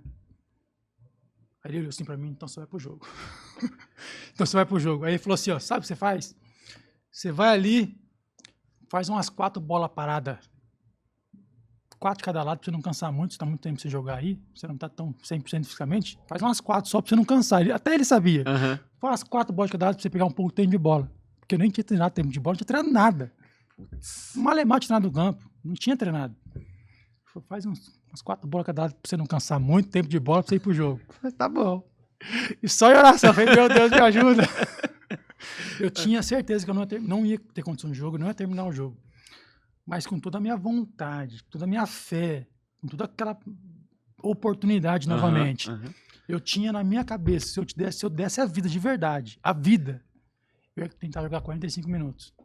Olha, pra você ter ideia, a base de fé, de confiança, que eu falei, confiança não falta, e a base de oportunidade, se eu não abraçasse aquela oportunidade, eu não ia voltar a jogar. Aguentaria no máximo, na tua cabeça, vou dar a vida, mas a vida mesmo. E aí eu me arrepio falando isso porque é verdadeiro. E ainda falando, Deus me ajuda, me dê força. Eu imaginava que eu ia jogar uns 45 minutos. Gosto de contar o resultado. Começa o jogo, Fla-Flu, foi acho que 4 ou 6 da tarde, tava de dia. Paquetá tava do outro lado. Paquetá tava estreando. E quem era mais? Você lembra não? Que você teve que enfrentar? O Vinícius Júnior acho que estreou depois. Foi no Fla-Flu lá em Brasília. Bom. Foi o primeiro Fla-Flu dele. Mas tava Paquetá, tinha um time bom, o Flamengo. Mesmo com algumas alterações. Lembro que o primeiro lance, que foi uma bola que pingou e subiu, eu fui dividir de cabeça com o Paquetá, eu ganhei a bola de cabeça dele, mas eu vi que ele disputou forte comigo. Aí na hora eu falei, rapaz, esse menino aí, ele não conhecia ele jogar. Mas na parte, pelo menos na parte de impulsão, eu falei, cara, se eu não for forte com ele na cabeça, ele vai me dar trabalho. O primeiro lance com ele. Aí tanto que já comecei mais forte. E o jogo começa aquele Fla-Flu intenso. Aí teve com o meu total, deixar a expectativa pro pessoal aqui. Eu lembro que eu caí, foi duas ou 3 vezes. Eu vou contando, eu vou lembrando. Teve um lance que começou lá e cá. Aí o Flamengo começou a pressionar um pouquinho. Uns 2, 3 lances, 2, 3 escanteios, umas bolas começou a pressionar. E teve uma bola que tava defendendo, o cara dá aquele passe longo. Aí eu fui, protegi a bola. Não lembro se foi o Paquetá, se foi outro cara que veio e me deu um jogo de corpo por trás. Aí eu caí em cima da bola, tava 11 meses sem jogar. Caí em cima da bola, mas ali, quando eu caí em cima da bola e eu já tinha cansado. Eu não lembro se tinha 10 minutos de jogo. Caraca. Aproximadamente, tinha uns 10 minutos de jogo. E eu já tinha arriado, meu corpo já tinha arriado. E eu caí ali, aí eu fiquei ali para ganhar tempo, né? Fiquei ali dando um giro no tal, dando um giro no chão. Migué, tal. Dando realmente, recuperando. Foi migué. Na verdade, não era migué. Eu tava girando como se estivesse com dor para respirar. Para respirar. Porque eu senti que meu corpo já tinha arriado. Aí o Júlio, goleiro, veio, Júlio César, que teve no Fluminense, depois até foi pro Grêmio. Ele veio, e aí aconteceu, preocupado comigo. Depois eu fiquei sabendo com um monte de gente, amigos, falou, meu Deus do céu, o que aconteceu com ele? Porque ele não pode machucar, 11 meses de jogar. Começou, se machucou, minha esposa preocupada, o pessoal, os amigos, tudo que tá assistindo, né? Naquela emoção de voltar a ver jogar e torcendo. E todo mundo preocupado. Nada, tava machucado não, tava respirando, não tinha acabado o gás. Aí eu ali e tal, e o Júlio, e aí, o que tá acontecendo? Preocupado também, calma, estou respirando. Já ri aí, ele, sério? Fez sério. Já tô cansado. Ele falou, então respira então. Aí eu levantei tudo. Aí era tiro de meta nossa, cobrou o tiro de meta, jogou um pouquinho mais. Aí nós fomos pro ataque. Nós tava no meio de campo, um pouquinho acima do meio de campo, todo o time. O time atacando, nós no meio de campo e pro lado direito aqui. Aí nosso time perdeu a bola. No que perdeu a bola, o cara deu um passe aqui entre o meio de campo, meio que na lateral. Nosso lateral estava na frente, tava eu como zagueiro aqui para a direita, tinha um outro zagueiro aqui, mas assim, quase que de mano. A sobra estava bem pro meio. E deu um passe. No que eu girei, Rodrigo, para ir na bola, eu caí sozinho. O corpo, as pernas não aguentou o peso do corpo. Caraca, eu caí. Véio. E aí? Sabe quando o corpo não responde? Sim. Eu caí, graças a Deus que a bola saiu para lateral. Não lembro se era o Paquetá, eu acredito que era o Paquetá. Ele ia parar dentro do gol sozinho. Porque eu girei e caí. Eu pensei em correr, minha perna não obedeceu. Eu caí no chão. Tamanha parte física zerada. O corpo não obedeceu. E aí caí no chão, novamente fiquei dentro do campo. Caí dentro do campo. A bola saiu, foi lateral nossa, o passe foi forte. Aí fui respirar mais um pouquinho. Aí a gente já se conhecia ali, conhecia o pessoal de amizade, com esposa, enfim, eram amigos. E eu caí no chão, fiquei novamente rolando e tentando buscar o ar. Aí veio o Heavy, veio o pessoal, o Heavy tava jogando. Que eu lembro, até o capitão do Flamengo, o Heavy veio, o pessoal veio, o que tá acontecendo? Fazendo cera agora? Já nem começou o jogo. E aquela conversa entre os jogadores, né? O que tá acontecendo? Tal. E eu falei, calma aí, Heavy, tô respirando. Tu falou até pra ele. Falei, calma aí, Heavy, um ano sem jogar, 11 meses. Ele, pô, aí não, porque aquela hora o Flamengo tinha pressionado um pouquinho, a gente saiu pro contra-ataque e logo aconteceu a jogada. Aí os caras, pô, tá fazendo cera no começo do jogo e tal. Fiquei um pouquinho. Muito custo, levantei, respirei, aí cobrou lateral nossa, aí jogou um pouquinho mais, aí um escanteio pro Flamengo. Isso com uns 15 minutos de jogo. Caramba, isso tudo ia acontecer em 15 minutos. 15 minutos de jogo. Eu pensei que já tinha terminando, pô. Por isso que eu te falei, que eu com toda a fé, com toda a raça, que até o apelido acabou se tornando um guerreiro, né? Eu imaginava que com toda a raça, com loucura, com fé, eu ia conseguir jogar 45 minutos. Pra você ver como é que eu tava em questão que eu falei. Eu falei, Deus, o que eu faço? Não tem como. Não tinha como. Eu sabia que eu ia entrar em campo e não ia terminar o jogo. Mas com toda a vontade, de oportunidade, de fé, de raça, eu imaginava que eu ia conseguir jogar uns 45 minutos. Mas não passei nem perto. Aí com 15 minutos, aquele escanteio do Flamengo, a gente ali atrás, armou a defesa, cobrar escanteio na minha frente. Dividir a bola subiu aqui. E zagueiro na área, escanteio, é minha, né? Vamos atropelar. Quando eu imaginei. E tava indo. Não, quando eu imaginei, a bola trombou e salvou pra mim. Quando eu imaginei subir e tirar a bola, se eu tivesse filmado, eu não acabei não pegando, eu fui atrás. Mas como se eu estivesse pulando numa piscina. Eu pensei em subir, mas eu fui pra baixo. Caramba! Sério. Rodrigo, dali do jeito que eu caí, eu fiquei, não levantei mais. E começou a dar choque, como se você estivesse fazendo um aparelho de choque mesmo, radiado daqui da coluna de cima, para os braços e para as pernas, dando choque. O corpo dizendo, não aguento. Tá dando pane, tá dando tensão, cansaço físico, da importância do jogo, porque quando a gente está numa adrenalina muito alta, o nosso corpo é afetado, tanto que muitos jogadores sentem cãibra, muitos jovens sentem cãibra por conta da adrenalina, né? E aí consome toda a energia do corpo. Então o meu foi toda essa adrenalina de emoção, sabia que ia jogar, sabia que não ia ter condição de jogar, tentar jogar 45 minutos, um Fla-Flu voltando de 11 meses sem jogar, sem ritmo nenhum, quatro bolas alçadas de cada lado para pegar tempo de bola, quer dizer, tudo isso, ao meio aquela situação toda, um Fla-Flu. Eu caí no chão, levantei mais. Até o Henrique Dourado, na época, estava no Flamengo, no Fluminense, e ele caiu junto comigo, porque ele trombou a bola, acredito que é ele que tirou a bola. Ele caiu junto comigo e ele falou, vamos, guerreiro, levanta! Eu tentei levantar, eu lembro a cena, ele dava risada quando ele falava comigo. Ele lembra que a cena que eu tentando fazer assim para levantar, aí depois não tem condição. Falei, não tem condição, e fiquei lá, só saí na maca. Caramba, uns negócios assim, e depois assim, que aí você vê tamanho com profundidade. O Pierre é um cara, o Pierre volante, até tinha uma amizade bacana nele e tudo mais, e é um cara que, eu acho que o apelido dele é Pitbull, não sei, alguma coisa assim, pelo Palmeiras, pelo Atlético, enfim, um cara de pura raça mesmo, fez história no Palmeiras, fez história no Atlético, um cara muito reconhecido, né? Essa intensidade dele de pegada. Ele chegou pra mim depois de 1 ou 2 dias e falou assim, irmão, tu é maluco. Porque ele sabia que eu não tinha condição de jogar, ele tava treinando comigo na época. Que tava treinando comigo, assim, um dia a dia, ele sabia que não tinha condição nenhuma. A gente participava, conversava, mas os caras falaram que eu ia colocar chuteiro aqui uma semana para ir fazer um coletivo, eu treinar com o grupo daqui 14 dias, eu já vou agora pro jogo. Ele falou, você é maluco. Não tinha condição nenhuma. E tanto que depois virou assim, de certa forma, um exemplo de vontade, de raça, determinação, mas também virou uma brincadeira. Os caras, você é maluco. 15 minutos. Os caras ficavam me sacaneando, né? Pô, 15 minutos é brincadeira, né? Mas não tinha condição nenhuma. Então, assim, são histórias que acontecem no futebol que o torcedor nunca imagina que pode acontecer um negócio desse. Pô, não imagina mesmo não, velho. Mas aconteceu comigo. É uma coisa que eu falo. Loucura. Pô, e no final dessa tua trajetória, por que você não seguiu no Fluminense? O que aconteceu nos bastidores para que você tivesse esse ciclo interrompido? Assim, tem 2 formas de se ver isso. Tem a forma naturalmente falando, que é um pequeno desacerto, ou se eu tivesse tido uma habilidade, uma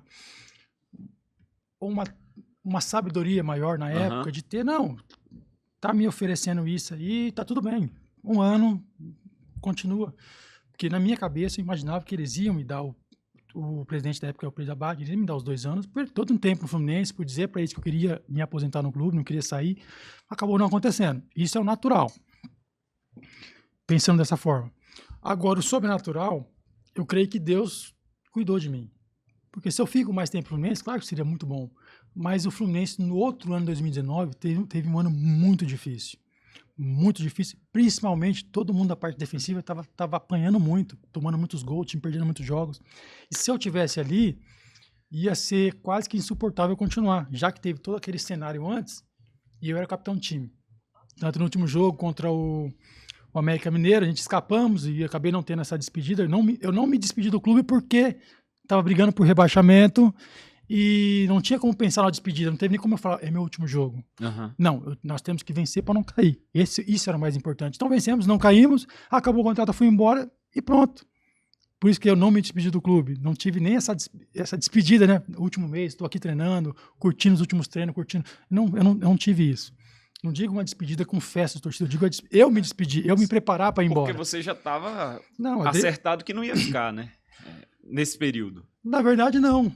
Tava sendo conversado. Quando acabou e eu fui para casa, o cara falou, não tem como. Eu falei, como assim? Não tem como ficar, porque já contrataram o zagueiro. Foi basicamente isso. Acabou o campeonato, o último jogo, eu fui embora.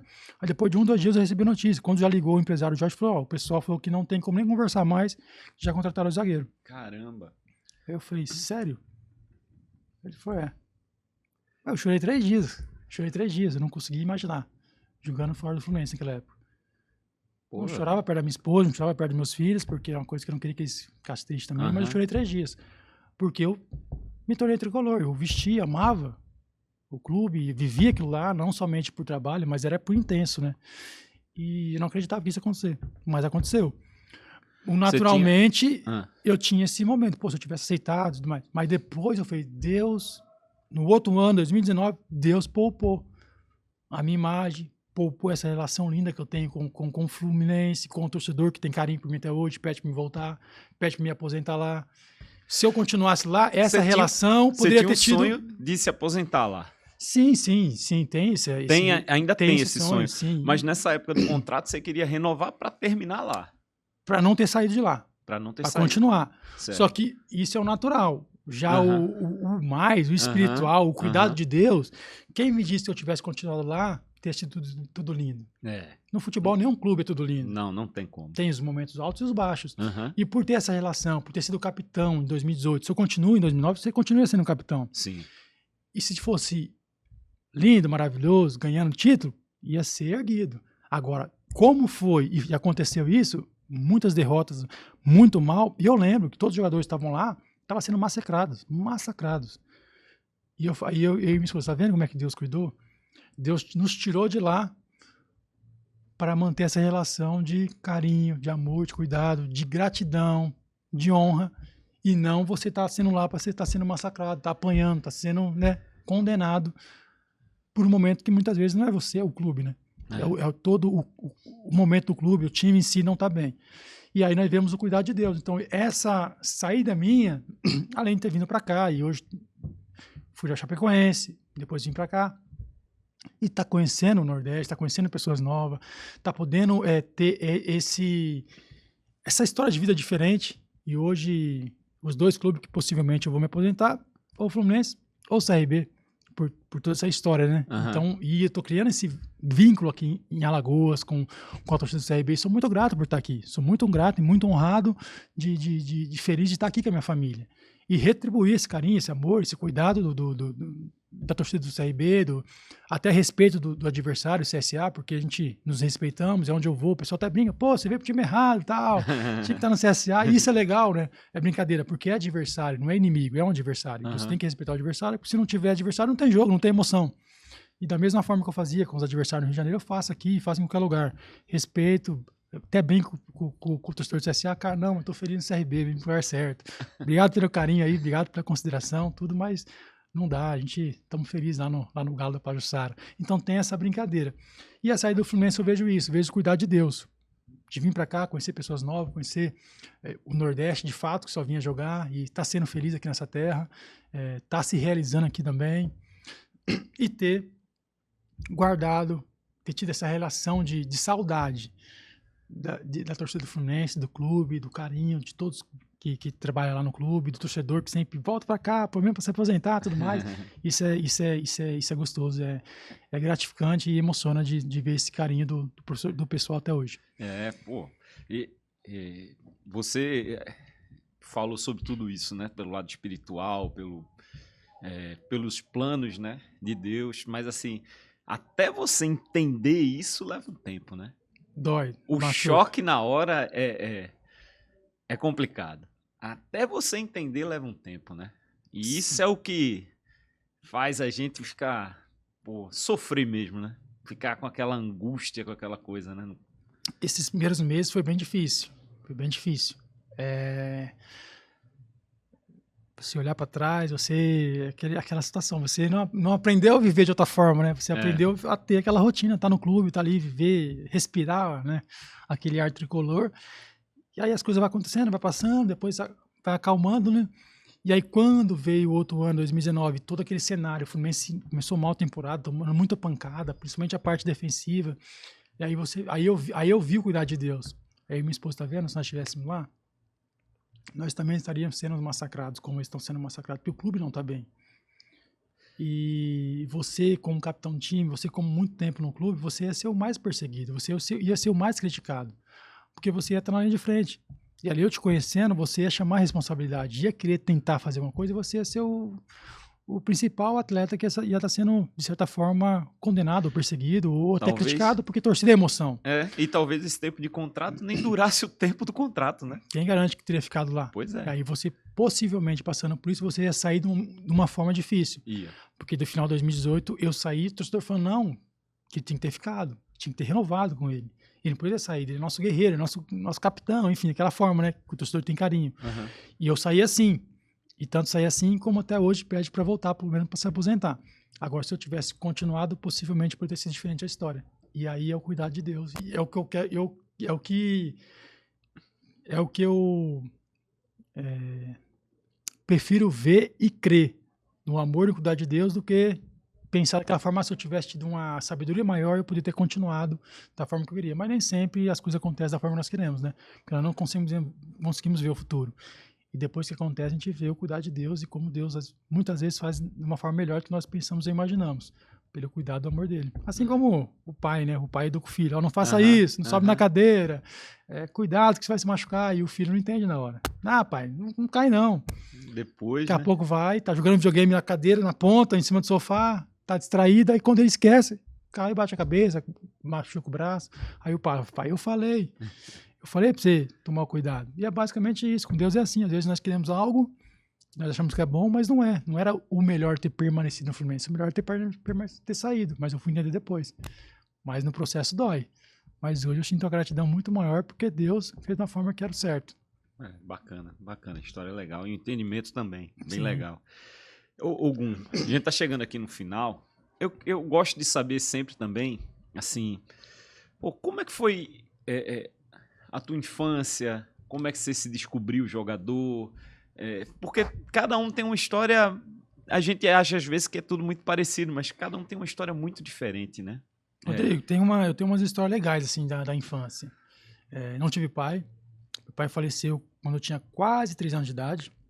Deixou minha mãe, Roseli, uma guerreira, aprendi a ser guerreira com ela. Com 4 filhos, que era o Ismael, tinha 8, minha irmã Edmar tinha 5, eu tinha quase 3 e minha irmã Tamires 1 ano e pouquinho. Sem pensão, sem nada, meu pai trabalhava por conta, pedreiro, sem pensão, sem nada, minha mãe teve que ralar muito para nos dar o sustento, e tudo que ela pôde proporcionar, uma infância muito, muito humilde financeiramente, e humilde também em termos de conhecimento, em qualquer área.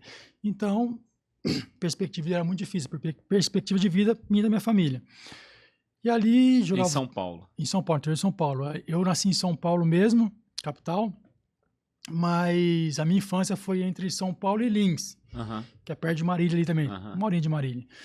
A família do meu pai de São Paulo, parte do meu pai, e a família da grande parte da minha mãe em Lins. Né? Ficava até os 3 anos e meio de idade entre Lins e São Paulo, e quando fomos para Lins, foi justamente onde meu pai faleceu, em Lins. E ali ficamos, com apoio, né, um pouquinho da família da minha mãe. E o tempo foi passando, uma infância humilde, financeira e de conhecimento. Não tinha ninguém na minha família que jogava futebol. Ninguém. Vó, avô, das duas partes do meu pai, da minha mãe, não tinha. E até que eu comecei a jogar bola através de um amigo lá perto de casa, que estava numa escolinha, me chamou, comecei a trabalhar com ele, e falou, você tem qualidade. Você sabe jogar bola e tudo mais, jogava no gol, jogava no ataque, jogava no meio. Aquele cara que se dá bem no esporte e no futebol, jogava em qualquer posição. E ali eu comecei a jogar tudo mais, aí eu comecei a crescer um pouquinho, comecei a entender que o futebol era uma oportunidade de realizar meu sonho. E até eu fiz um bate-papo agora com os meninos da base do CRB. E eu falei sobre isso, sobre dinheiro, história e legado. Sonho também, falei sobre sonho. Sim.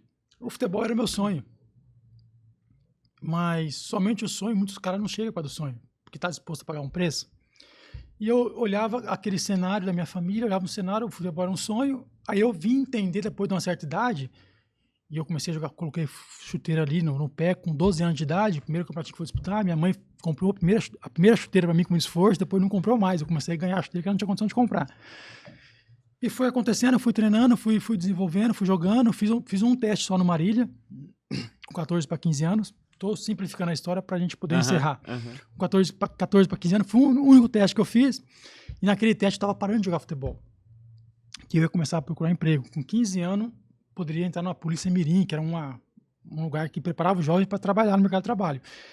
E antes era com 12, 13 anos, depois mudou para 15. Senão era para me tentar já com 12 ou 13 anos.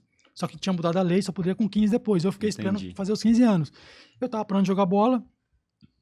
Aí aconteceu esse teste com Marília, me levaram, eu não ia, me levaram para lá, aí é uma outra história com mais detalhes. Fiz o jogo, aí o treinador falou pro treinador do Marília, falou, o zagueiro é bom também, só que estava sem treinar já há mais de um mês, estava parado, leva ele também. O atacante, o Leandro, passou primeiramente, os caras amaram. Estamos levando um, vamos levar outro. Eu fui, passei no teste também, ali as coisas foram acontecendo, fiquei no Marília.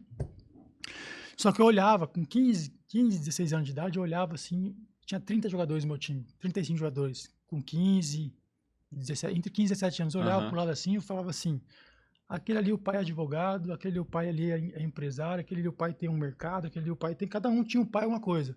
Eu sou o único que não tenho pai. Então, se aquele ali dá errado no futebol, o pai dele vai encaminhar ele para ser empresário. Aquele ali, o pai dele vai colocar ele para trabalhar no mercado. Aquele ali, o pai vai trabalhar para colocar no escritório. Vai trabalhar para colocar na oficina elétrica. Outro, cada um tem sua história, cada um tem seu pai. Eu não tenho pai. Então, o meu sonho era importante. Mas eu vi, através do futebol, de mudar a história da minha família. Financeiramente, sem falando. Sim. Financeiramente. Sim. Então, eu não tinha escolha. Ou é o futebol, é o futebol. Eu não tinha escolha. Então, o meu diferencial, lógico, primeiramente Deus, que as coisas que eu não pudesse fazer, a oportunidade, não se machucar, é Deus que faz.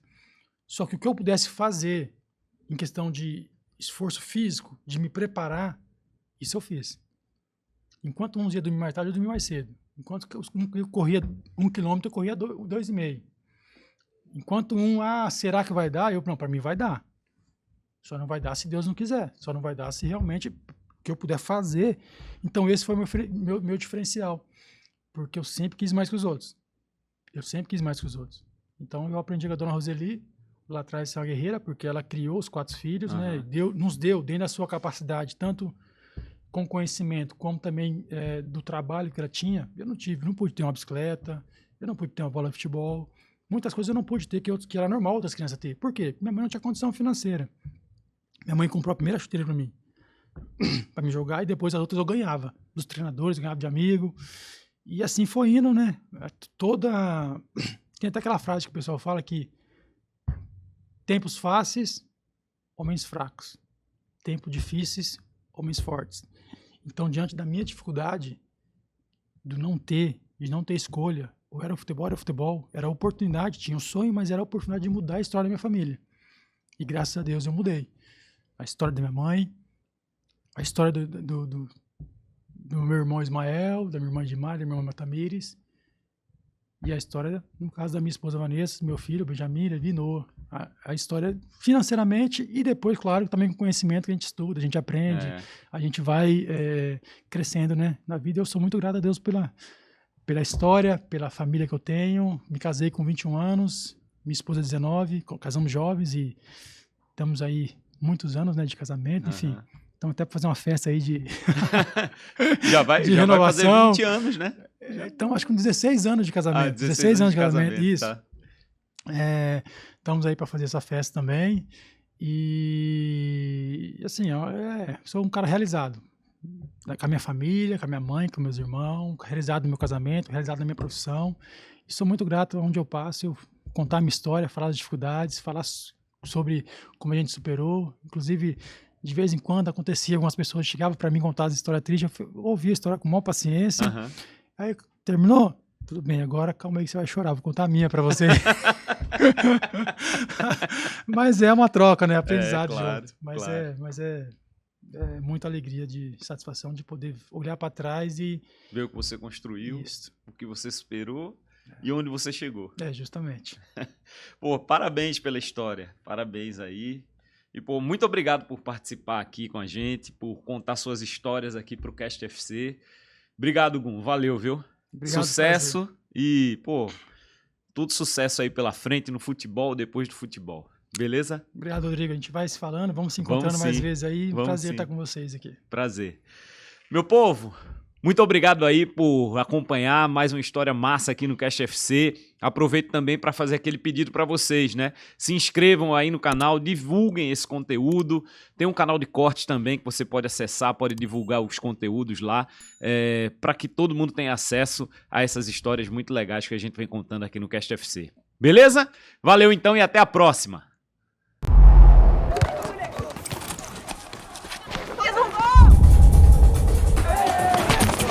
A gente sabe o que é ser brasileiro.